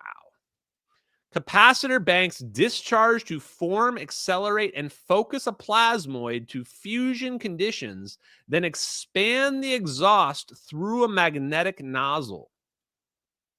Post-combustion, the plasma jet couples magnetically to a stator pickup to generate electrical power. No turbines required. So they literally are able to produce, they basically turn the engine into a turbine without the turbine being required whatsoever. There's no jet. There's nothing spinning. You don't have a jet fan in there. It literally can produce electrical current just from ionizing the plasma and then focusing the plasma through this like magnetic pinch, essentially. Yeah, it's a little bit, it's like a squirt gun. That's a good analogy. Thank you. It's like a squirt gun. The design Froning's team examined points to thrust levels in the 300 to 1,000 kilonewton class. So this is the part where people don't believe this stuff, because they're like, wait, 15 to 20 ton packages could be moved by this? This is the stuff where Elon would never believe this until he saw it. And he says, CIS's operational logic reappears in the flight profile. Keep nuclear ignition out of dense air to sidestep safety controversies, and use the fusion stage not merely to reach orbit, but to routinely go higher. This is the part where I wonder if Paul CIS saw wormholes. Did he see that we were going to use this to make wormholes? Or was he just trying to make a better rocket engine and he just helped develop the orbs, the drones, so to speak? Because the other thing that's beneficial, like he said, we can pull all this energy. These things can make all this electricity. That electricity is being used as those non-fission ignition. Those plasma orbs are now an electrical detonator of the lithium on board the plane. That's what they're doing. They're basically big bolts of lightning, but really, really big bolts of lightning. So they turn these plasma balls into an electrical generator that's basically building up as it flies through the sky, adding electricity. It's building up its charge. So its charge gets really high, and then they collapse them together onto their focal point, which is where you've got the lithium. Boom, fusion reaction. Boom. Gotcha, bitch. Okay. Let's see what else we got here. Oh yeah, so here's the roadmap, right? So this is like this 2025, 2050. I read this, guys. Today it is 2025 right now. It's 2025 right now. So let's see what we got here. 2025 vehicle would combine MHD augmented air breathing to Mach 14 with a DPF fusion rocket, reaching orbit with bomber class takeoff mass. So they can reach orbit from 174 tons. Modest propellant fractions and air-like ops. Deploy satellites, perform around-the-world suborbital reconnaissance or strike. Service assets up to geostationary orbit. Service assets, geostationary orbit is really far away. And return to the same runway. The power budget anticipates MHD generated electricity for sensors and directed energy, with fusion providing both propulsion and copious electric power above the sensible atmosphere. Now let's see what it says for 2050. A 2050 vehicle pushes it further, augmenting jet and fusion propulsion with field propulsion. Wait, what? That says field propulsion right there. By the way, chat, field propulsion is gravitational manipulation. That's what UFOs are using. Field propulsion, by the way. 2050 pushes it further, augmenting jet and fusion propulsion with field propulsion. Concepts like conditioned electromagnetic fields to ease reaction to gravity and inertia. A Woodward-style transient mass fluctuations. and even quantum vacuum extraction as an electrical backend. Holy shit, chat. Wait, where's my clip? Where is it? Where is it? Where's my goddamn? Sorry. I moved all my balance. There it is. Yeah, I hope Bob is watching this. The aim is a 2 times increase in effective delta V without growing the airframe. So they're trying to keep it small. Opening routine cislunar and rapid Earth-Moon Lagrange logistics. CIS never claimed these were solved. They were bets placed on where high-power electromagnetic systems and metamaterials might lead. Parallel parametric work from the Air Force research labs and university partners mapped the fusion box itself. With reasonable gain and high nozzle efficiency, the dense plasma focus system could yield hundreds of megawatts to multi-gigawatt excess electrical power beyond what is sent to the jet. A headroom for comms, sensors, pulsed plasmoid weapons, ultra-high-powered lasers, and gravity-adjacent devices. CIS also argued that the fusion choice matters both politically and environmentally. The proton-boron 11 reaction's clean exhaust is helium ions and soft X-rays with proper design to reflect and absorb Bremsstrahlung radiation. External radiation can be minimized, again, lit at altitude far from atmospheric pathways. Wow, dude. Wow. Wow. We are actually looking at, in the ORD videos, we are looking at this technology. We are looking at this dense plasma focused technology using field reverse configuration, combining these concepts of field reverse configuration and aneutronic fusion using dense plasma focus. They turned it into a propulsion. Yes, the only outputs are soft X-rays, guys. That's why you're seeing the X-rays, the black lines in front of the orbs. It's all aneutronic. They're using aneutronic fusion reactions. Okay, let me see if there's anything else on here.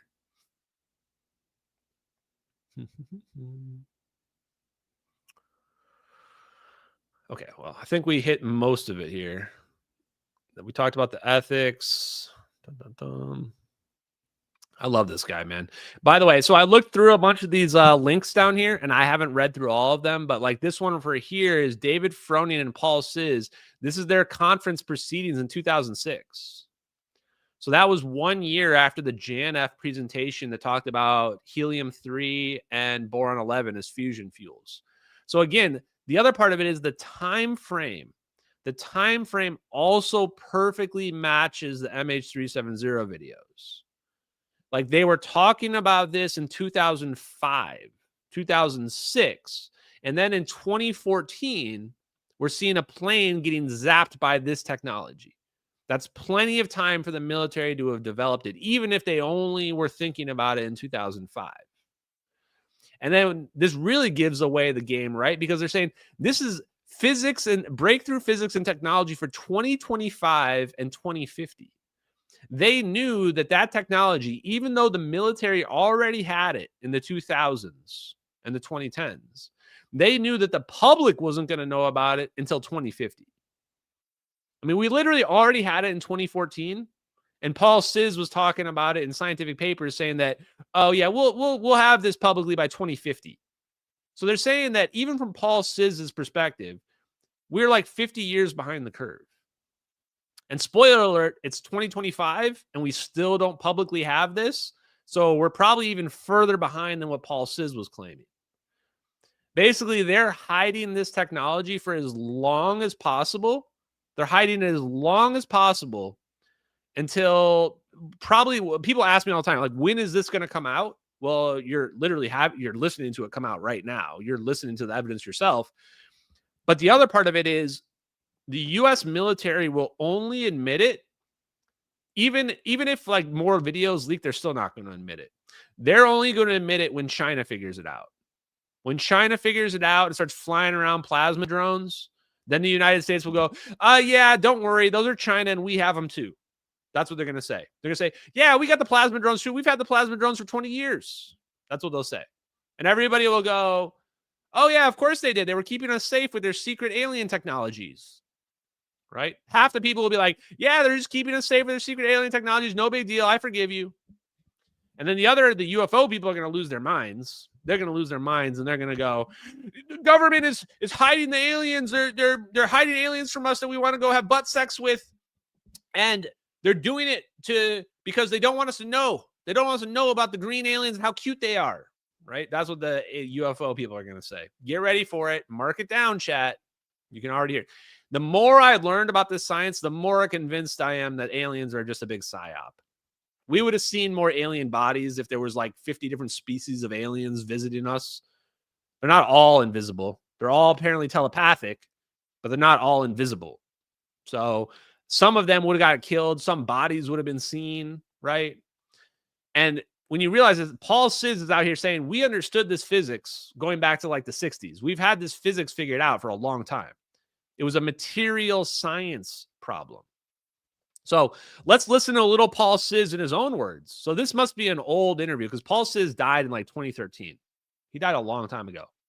So I don't know when this interview happened, but shout out to Tim Ventura. He has really good interviews. They're all audio. A lot of the older ones are audio, which are great. But once again, we're only going to get this technology. Like nobody's going to come save us. Aliens aren't coming to save us.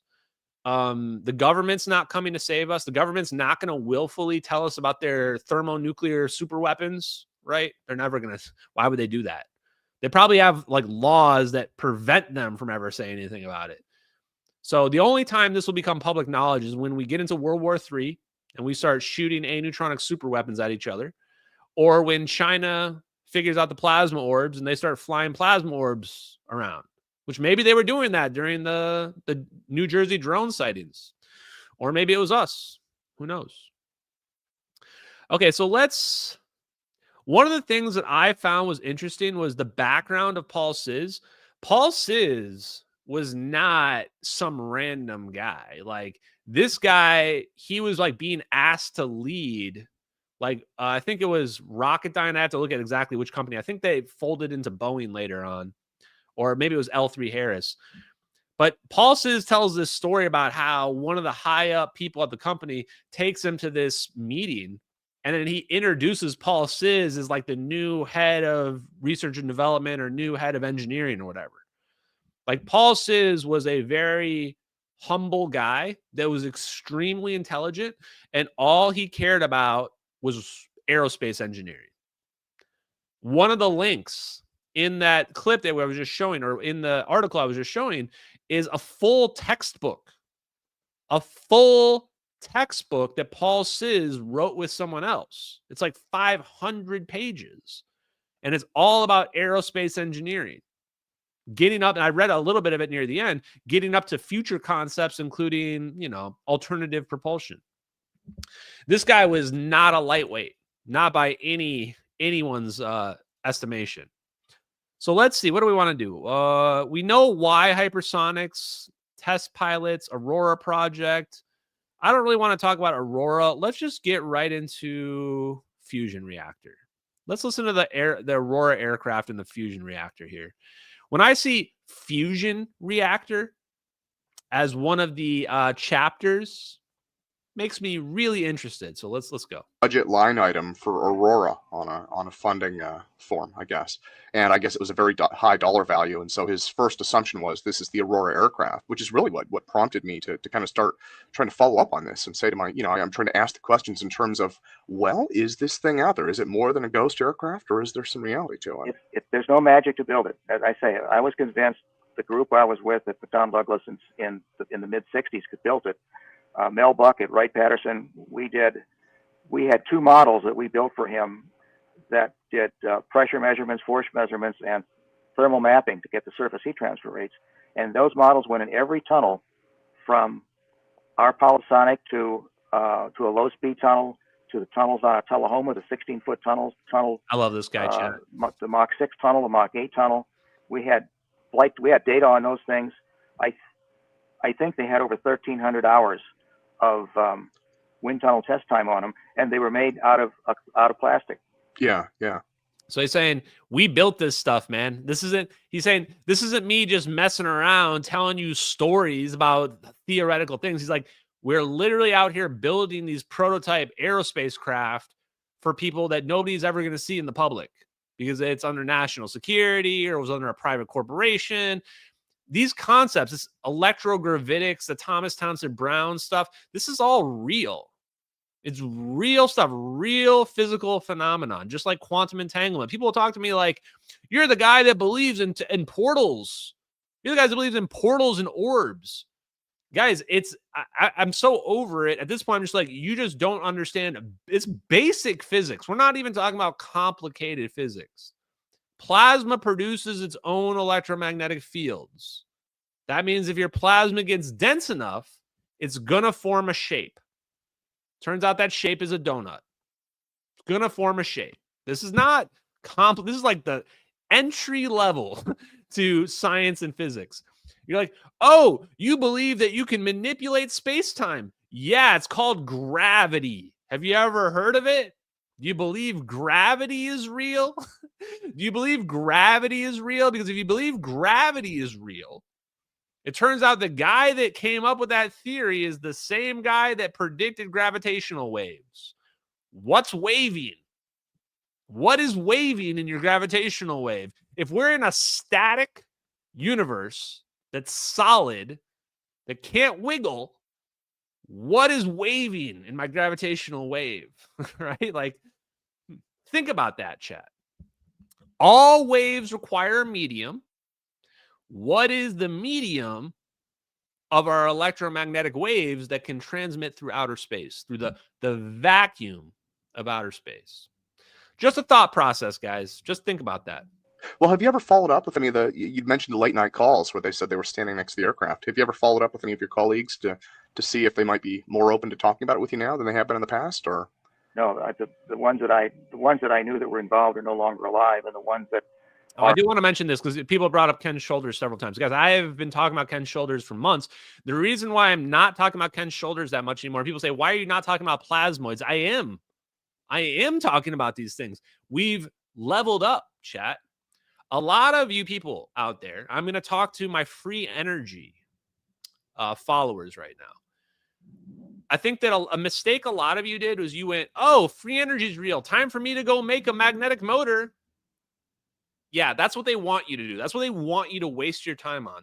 They want you to go waste your time making a magnetic motor that's some 50-year-old technology that's been obsolete forever. Because then you're not really doing anything significant that harms national security. They want you to go waste your time there. They want you to get obsessed with Tesla and focus your entire life on trying to make a magnetic motor. Then you'll have wasted your whole life to build something that they figured out 70 years ago. What's happening with where we're at now, talking about fusion, is we're taking their science and technology and we're taking it to figure out where they're at right now. That's what we're figuring out. We're saying EVO experiments, that was 1989, bro. That was cool. We can make a tiny plasmoid. We can make a tiny plasmoid using a simple setup. That's great. That doesn't solve the power problem. What we need to do is we need to scale it up. And that comes with real challenges. And we need to take this propulsion plasmoid, because these plasmoids were made for propulsion purposes. And now we need to turn it into a stationary physical energy generator. How do we do that? These are real challenges. Just because we've developed a plasma orb that can fly through the sky and build up a huge amount of energy, how do you now get that energy to connect to the grid? That's a separate challenge. It's actually possible, but unlikely. It's possible. Again, unlikely, but possible, that they never even bothered to build a fusion reactor that's stationary. Once they figured out this aerospace concept, they might have just been like, okay, we can make a super lightning ball in the sky, but we can't turn it into a power generator. We can't turn it into an electrical power plant. I mean, we can, but we got to figure out those challenges. So what I'm trying to do is take the science that we know exists, the Tesla science, all this stuff, and figure out Where are we at today with it in 2025? Not where were we at in 1989. Where are we at today? And we just found out a lot from this live stream so far. We found out, well, we're at Aneutronic fusion reactors are being built by Helion Fusion, who's got funding from Microsoft and OpenAI founder Sam Altman. And we also found out they're doing proprietary lithography and design systems to build quantum computers and qubits. And that basically involves getting it smaller and smaller and smaller. The smaller you get your microchip design, the more accurate it is and the more efficient it's going to be. So that's pretty much what they're trying to do. And then it's what lithography mechanism do you use to make that happen? One option is a coherent matter wave beam. Who has a patent for that? Charles Chase of Lockheed Martin does. Atomic scale manufacturing. It's probably the bee's knees when it comes to this kind of thing.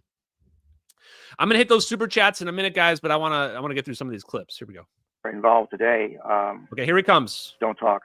Oh, I see what you mean. They're still bound by their secrecy reactor covenants. Well, remember, there's a whole new young group of people. If these airplanes exist, it's like the people flying B-52s today are the grandsons of the ones that started with the original B-52s. Yeah. So whatever is out there now is a whole new group of people. Interesting. And a whole new. So this is what he's saying. He's saying that these people, he's saying they took the concepts. This has been, the other thing is, like, I hate when the people try to throw out all of science. Science is about building on other people's work to get where we're at. And the problem is that we've sequestered a huge amount of that knowledge under national security. This is the reason why the public is so far behind. The public physicists are all the theoretical people. The experimental engineers are literally working for the United States government and the defense contractors, and they know more than the physicists do, but it's all protected under national security. And he's saying that even though I left the field, he's saying other people have picked up the reins and they're using that information and they're making things better and better and better. This is how we go from plasma fusion propulsion to literally making wormholes in the sky, zapping Boeing 777s out of the sky. This is how that happens. Role. So you have to. I don't know what's out there. There could be, to say that it's a technical impossibility, a hardware impossibility, is really the wrong statement. It has been technically feasible for the last 35, 40 years. Well, and in terms of really groundbreaking, hardware proposals, one of the things that you brought to the STAFE conference was the concept for an Aneutronic fusion reactor married to a hypersonic aircraft. And I thought that was just a brilliant idea. I mean, just the output thrust from this was so tremendous that really would be. Well, it's not the thrust; it's a specific impulse. Okay. See, the problem is time, and the rocket equation is very simple. The change in velocity is basically the logarithm of the weight ratio and the specific impulse, and gravity's in there. And so if you have a limited weight ratio, you can't put infinity up in orbit. It has to be a finite number that's probably no larger than 10. That means that the specific impulse to go fast enough to get to these distant places in the lifetime of a human being and back has to be very, very, very high. The estimates that the Russians have done at the IAF conference that was held in Bremen a couple of years back estimated that you'll need an ISP on the order of 20,000 to 40,000. And if you really want to go for it, it has to be 100,000. What that means is that one pound of propellant has to generate 20 or 30,000 pounds of thrust. Well, so the specific impulse he's talking about is efficiency, right? We have to get really, really efficient. End of the day, what are we talking about? I've got my phone here. I want to send my phone into orbit. This thing needs to be really, really light. And the problem is the same problem we've always talked about. You got to have fuel on board. And the fuel is really, really heavy. This destroys your specific impulse because you've got all this heavy fuel and now it costs more fuel to push it along. So what's the solution to all this? Well, how about no fuel tanks? How about no fuel tanks? That's number one solution. That reduces the weight significantly. Okay, here we go. And the only engine that I know that even comes close to that is the engine that's over in Italy that Professor Rubbia patented and has a Nobel Prize award for. Oh, okay. And the reason we look, Dave Froning and I look at the Aneutronic engine is because there's no external radiation. And if you want to build a vehicle that is a tug that goes between the Earth and Moon and the Earth and Mars, that you can attach, it's just a round robin tug, and you hop on board when you're at Mars and come back to Earth, or you hop on at Earth and go to Mars or the Moon, then you want a vehicle that has no external harmful radiation. Well, and that's the Aneutronic one. Now, for the Aneutronic design, what would the flight time be to the boom, baby? If you're not watching the live stream, I am smiling ear to ear right now because there you go. He just said what I just said like 20 minutes ago. Why Aneutronic?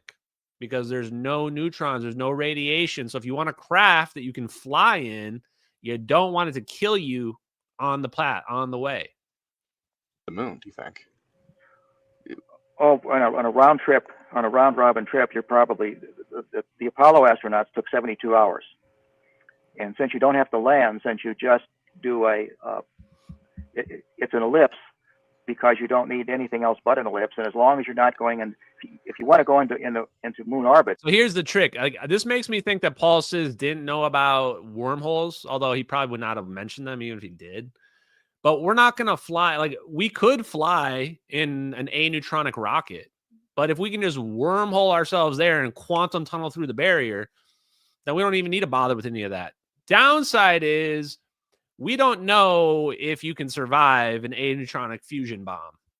Like, the passengers of MH370 never showed up anywhere. The letter to me claims that some of the people survived and they were put back to work, but who knows? That could be bullshit.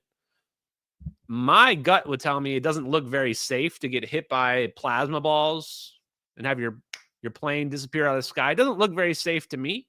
So I guess the next best thing would be you fly in your fusion rocket and you just get there really quick. I mean, so even in a fusion rocket, we can accelerate and then we start decelerating when we, get to halfway point or whatever. And we can still, that makes getting to Mars reasonable. It makes getting to Mars possible. Now, having the teleportation wormhole mechanism makes it obviously trivial at that point. But there may be limitations to that. We don't know. Like, we just saw them do this thing with this plane, but they only sent it 100 or 1,000 kilometers. Do we know if you can send it hundreds of thousands of miles to the moon or to Mars or what have you? Not sure. Then you're going to have to do a burn to be captured by the moon's gravitational field. You could do either one. Okay, I'm going to skip ahead a little bit here.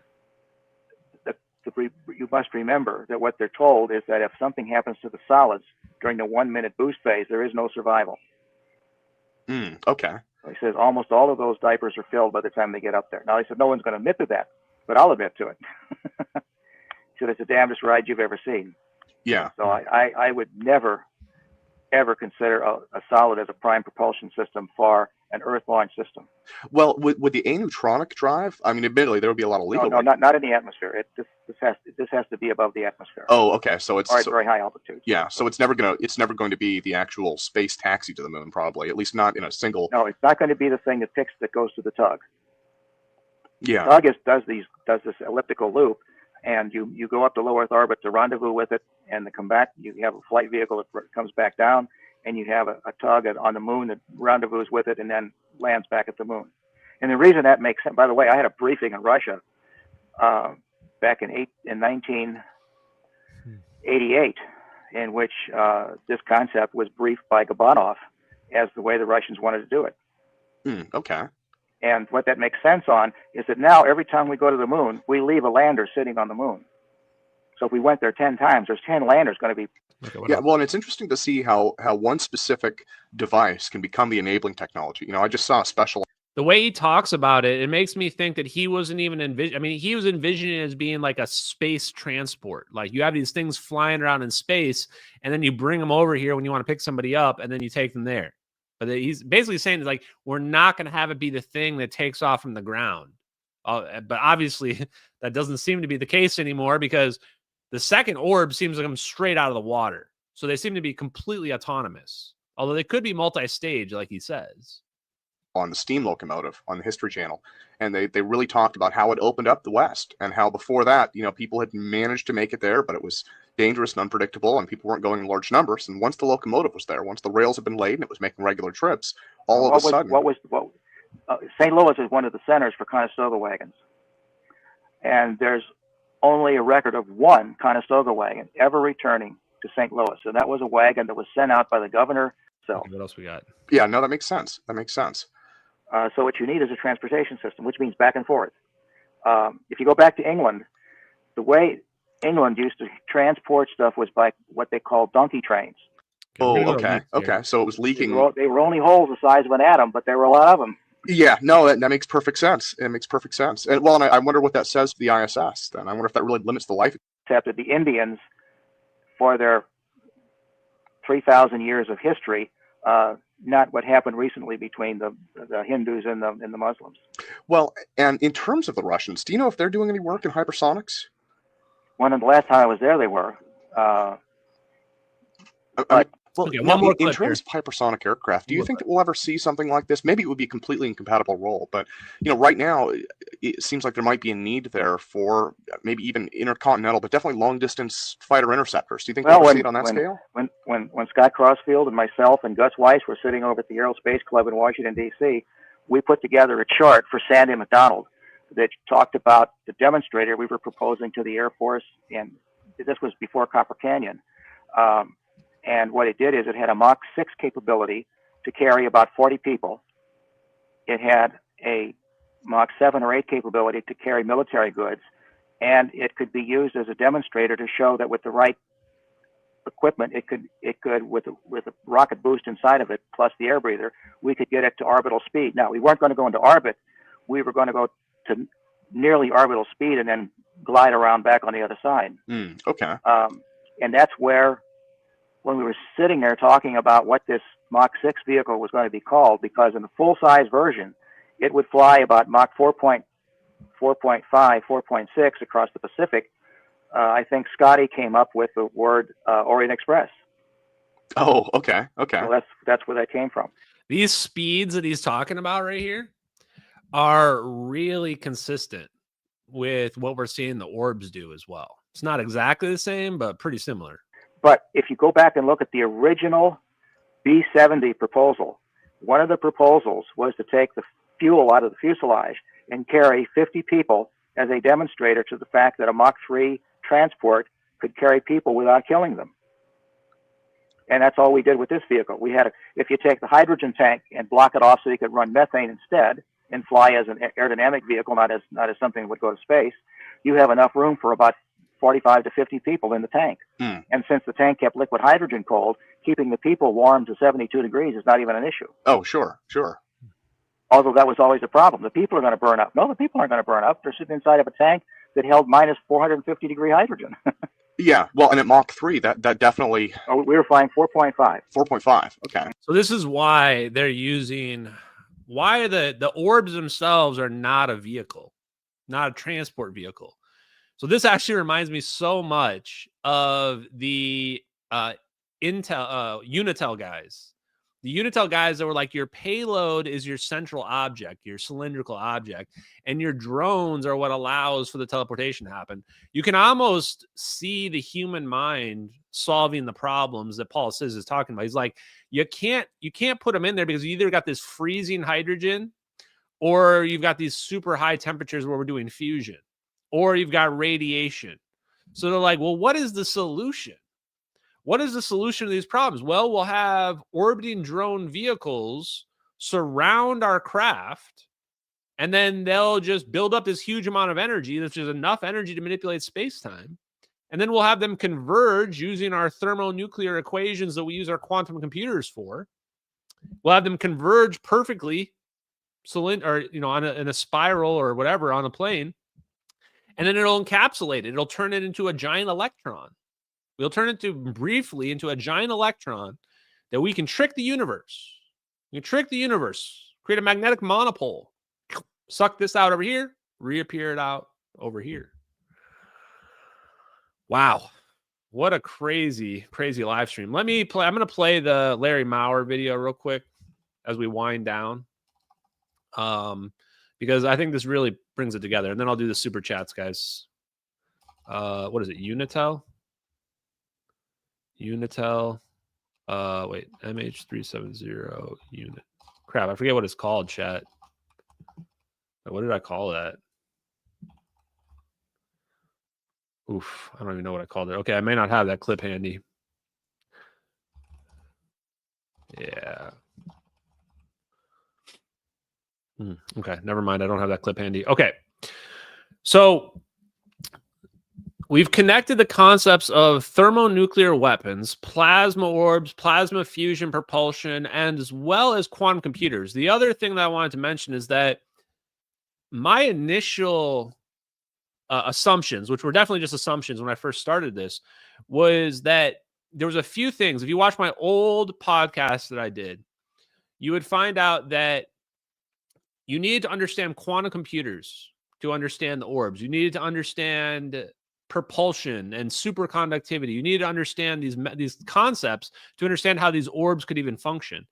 The quantum computer aspect, I think, was the biggest thing that was unveiled, which is the guy that won the Nobel Prize for macroscopic quantum tunneling literally works on quantum computers. And they're just squids that are hooked up to capacitors in an array. That's all a quantum computer is. And it can do computing with this. They almost certainly are using these quantum computers for these exact thermonuclear weapons that we would call UFOs. And that's the reason why when they move around through the sky, they look perfect. They look perfectly in sync when they're moving around through the sky. Because they're using super advanced computers or quantum computers to do those calculations in real time, in addition to just being coupled together through electromagnetism. So let me just make sure. Oh yeah, we hit it. Let me just show you this as well. I actually have his textbook up right here, guys. If you wanted to see the textbook, I was reading it just to show you that I'm not making this up. It's called Future Spacecraft Propulsion by Paul Sis. Here's the conclusions I was down to, which is on page 375. Here you go. Future spacecraft propulsion systems enabling technologies for space exploration. I'll put the link in the chat. It's a free link, so you don't have to buy the book if you don't want to. But I looked through it. I mean, it looks pretty dope. And what year was this? 2006. So, yeah, the time fits, guys. Probably some interesting stuff here regarding fusion propulsion. As you can see, it's very detailed. In fact, here's the thing about mirror configuration and field. Wow. Hold on, chat. This may be a live stream for Wednesday right there. What do I see with my eye, chat? What do I spy with my little eye? B3.2, mirror configurations, page 505. What is page 517? Field reversed configurations. And then next after that is Spheromax. And then you have levitated dipole. Those are the words that I like to see. We'll have to save that for next time, guys. We're already a little over normally how long I live stream. Let's do some super chats, and then we'll get to our final stuff. Sam Fisher, what are your thoughts on quantum cryptography? Well, I mean, quantum computers are going to be able to hack any encryption. So your encryption is cooked. Now, can they make their own encryption? The idea is that you can have an uninterceptable communication because you're basically tunneling through the 0-point energy. Nothingness. So you're not even sending a signal, a conventional signal. So how do you detect a non-conventional signal? The only way you could detect a quantum message is with another quantum device, right? The same way where my phone can't detect quantum communications, it can only detect electromagnetic communications. So to answer your question, there's no such thing as something that can't be hacked into, but it works on a different spectrum. This is the same reason why we also don't see messages from aliens everywhere. Because if the aliens exist, they're using quantum technologies. They're not using standard electromagnetic technologies that are limited on the speed of light. They're using quantum technologies. And if we're not detecting quantum technologies, we're not seeing anything. This is why I think when we start setting up these quantum computers, since they have multiple purposes, one of the things that we're going to start getting is alien messages. We're going to start receiving interference from all the other aliens who are messaging each other throughout the universe. And they're going to be going through our quantum device. We're going to be like, well, why is this thing vibrating and giving us spitting back a message? Saying, how much for the quickie in the back? Guys, keep the aliens safe. Good evening, Ashton and fellow Orbi ambassadors. This new chip technology is absolutely amazing. Thank you for your teachings, Ashton. Yes, thank you very much, Timothy Foster. I've seen your replies in the YouTube channel. Thank you very much. And once again, fusion. Why am I focused on fusion, specifically aneutronic fusion? Well, you just heard it from Paul Sizz. They were literally working on aneutronic fusion for propulsion. And clearly they had a breakthrough. And that breakthrough has been leaking to the public in areas like John Slow and David Kirkley's helium fusion, tri-alpha energy, LPP fusion. And presumably what I'm predicting is that several other fusion companies will flip over at the last minute to aneutronic. They're going to go, oh, guys, we figured out fusion, and turns out it's so good that we can just go straight to the aneutronic fusion fuels. That's probably how I'm predicting this is going to play out. But it's not going to happen from tokamaks, I don't think. And then Sam Fisher does a follow-up, says, are bees and other bugs using field propulsion to fly? This is one of my most controversial takes. Yes. Bees and bugs are manipulating quantum effects in order to fly. Call it whatever you want to call it. 0-point energy flight, anti-gravitational flight, quantum mechanic, resonance. They're using resonance. They're obviously using resonance. Why does it sound like bzzz when the bug is flying? Because it's flying at a specific resonance. Otherwise, it would be like bzzz, you would hear it like the frequency changing. The frequency when the bug flies is very specific. My guess is you hear the same thing when you're hanging around near a quantum computer. You're going to hear the bzzz of the resonance of the current flowing through your qubits, presuming you have a lot of them. It's going to sound a lot like a bunch of bugs flying around. So yes, I believe bugs are using this. They're definitely not flying around like birds. Anybody that says that's an idiot. They are using resonance. I mean, this shouldn't be surprising. Geckos, guys, lizards on the walls, they use the Casimir effect to stick to the walls. How does a lizard stick to the walls? It's using the Casimir effect. So quantum mechanical effects are powerful enough for lizards to take advantage of them. Why would a bug not be able to take advantage of it? They're pretty small as well. So absolutely, I think so. And I think it's going to be crazy when we start to realize that bugs are using quantum mechanical effects.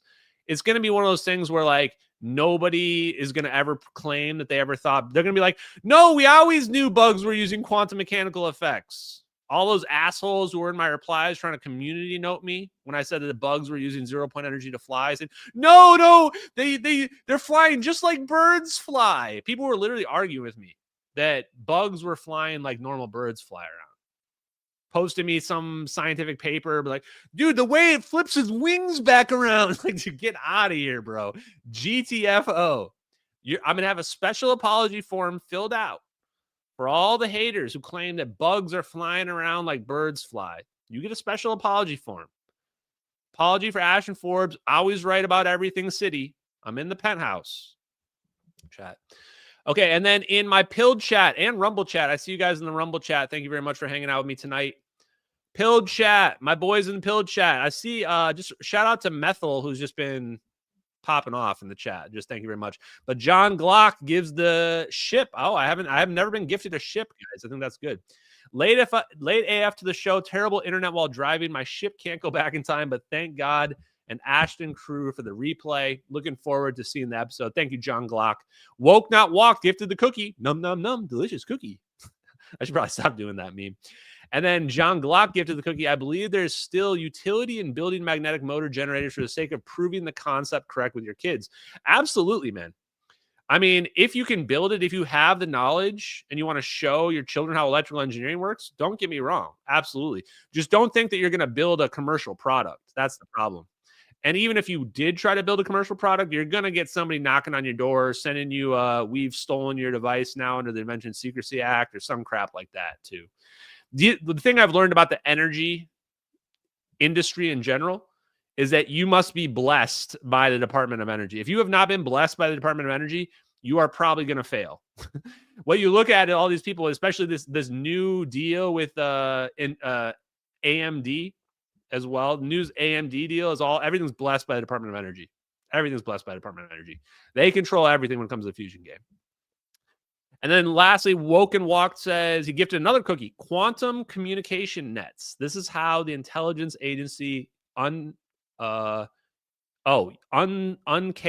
teams track people who start to develop plasma nuclear technologies and contain it prior to deployment. Now, this is something else I'll mention you guys here. Final closing thoughts are that, yes, they're able, like the way I've heard about this, like how the suppression of this technology works in general is that you are dissuaded. If you are even broaching these technologies, if you even get close enough to these technologies, then you get dissuaded away. Like, I don't know exactly how they do it, but they have lots of different ways to get you to go onto a different path. And they have kept people away from this particular path for a very, very long time. For a very long time. I mean, we saw Larry Maurer, the guys that did Unitel, they died destitute. No money, nothing, right? They can ruin you financially. They can take you out if they really need to, but they generally don't even need to do that. They can just ruin your credibility. They can make it so that you can't get contracts because they're the Department of Energy. They own everything. So that's the way. It's been a lot more subversive than what I think people expect. And we are probably the biggest cause. Us being stupid humans that don't ever research or learn any of this. Like, just think, like, if you're like me, and a lot of you are, we would never have known about any of this if those videos didn't leak on the internet.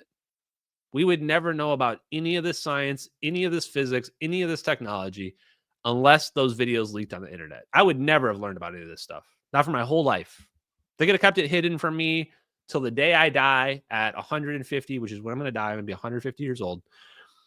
They could have kept it hidden the whole time. So realize that it takes this concerted effort.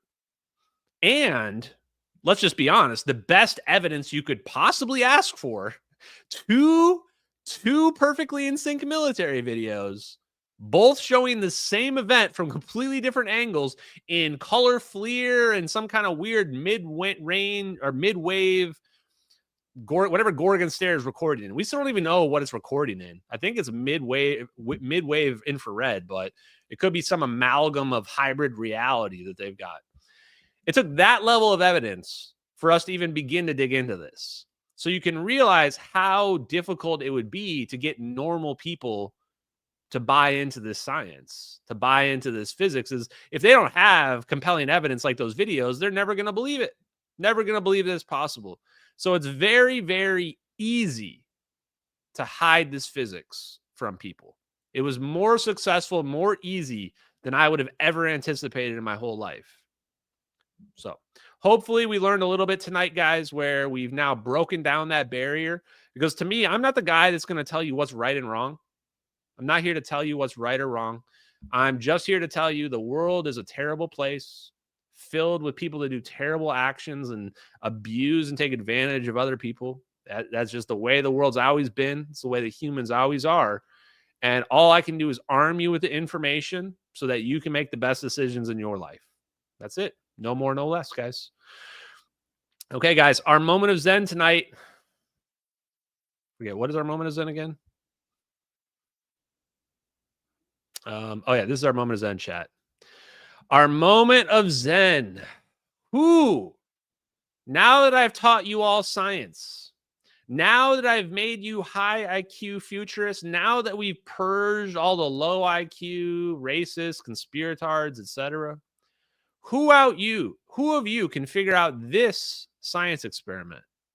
How? Are you smarter than a little child, chat? We're about to test it right now. This is a quiz. Pop quiz, hot shot. Who can figure out how to get the orange out of the bottom of this glass of water without spilling any water over the sides? So you'll have about 45 seconds while I play this until the answer is revealed. Put your answers in the chat if you know how to get this orange out of the water glass without spilling any water over the sides. Here we go. Put your answers in the chat if you know. I'm going to get rid of the music so we don't have to do that. Okay, chat, time's running out. What's the answer? They're all sticking their hand in the water. Unfortunately, every time they stick their hand in the water rises to the top and sticks out. Anybody in the chat know the answer? What's the answer, chat? How do we get the orange out?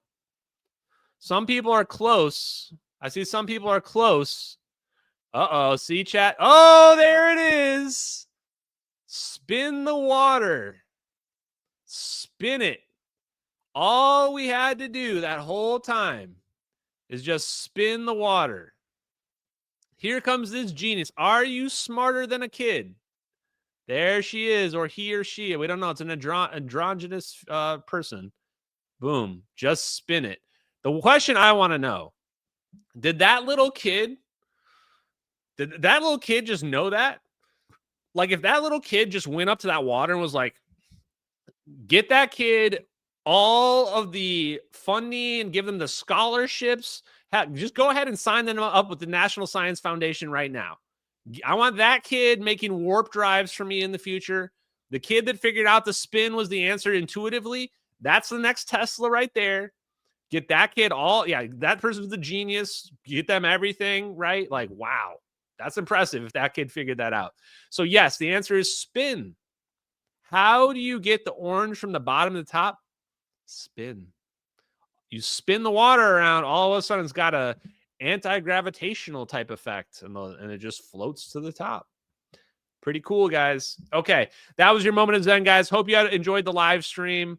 Hope you're enjoying the science, physics, and politics discussion. If you're not, I don't really care. But give your opinion in the replies in below if you do, guys. We'll be back on Wednesday. Probably going to take a look at those chapters in the Paul Sis book because I'm loving Aneutronic fusion right now. We are so far ahead of the game on Aneutronic fusion, and I love being in that spot. I hope you guys have been enjoying it too.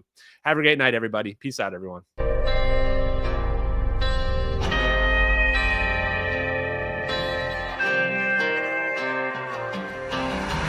In the fields where the skies are wide, talking about a journey through the cosmic ride. Einstein and Thorne, they set the stage for a trip through time across the space age. Wormholes connect distant points in space, traversable paths to a far-off place. No black holes pull, no crushing weight, just a cosmic tunnel to a distant gate. Talking wormholes, stargates, negative energy, travel through the cosmos, it's our destiny. MH370, where did it go?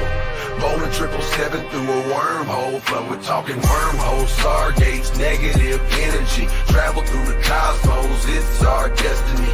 MH370, where did it go? Bowling 777 through a wormhole flow.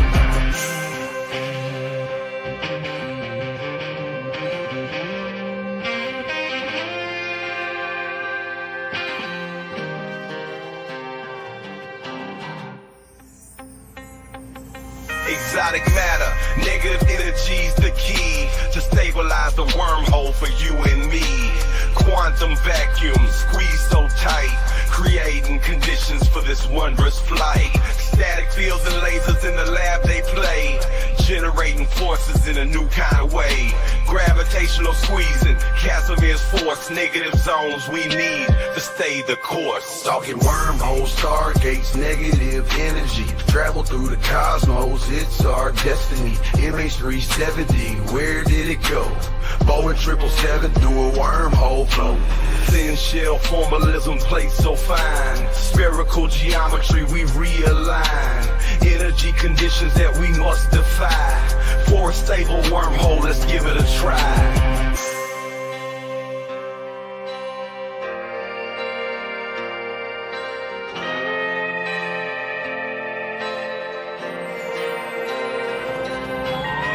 Coulomb forces balancing the plate, creating the throat, open the gates, from Earth to the stars in a single bound. A a shortcut through space profound. Engineers and dreamers hold the key to future worlds and what we could be. With science in hand, we forge ahead through the cosmic paths that we now tread.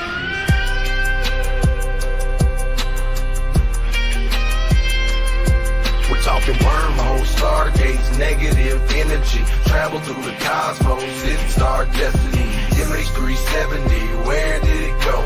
Boeing 777 through a wormhole flow. From the fields to the stars, we break the chains. Understanding the universe, we make the gains. Lil Hula Crunk shines, bringing truth to light. Through his music, we'll explore the night. With wormholes and stargates, our path is clear. Explore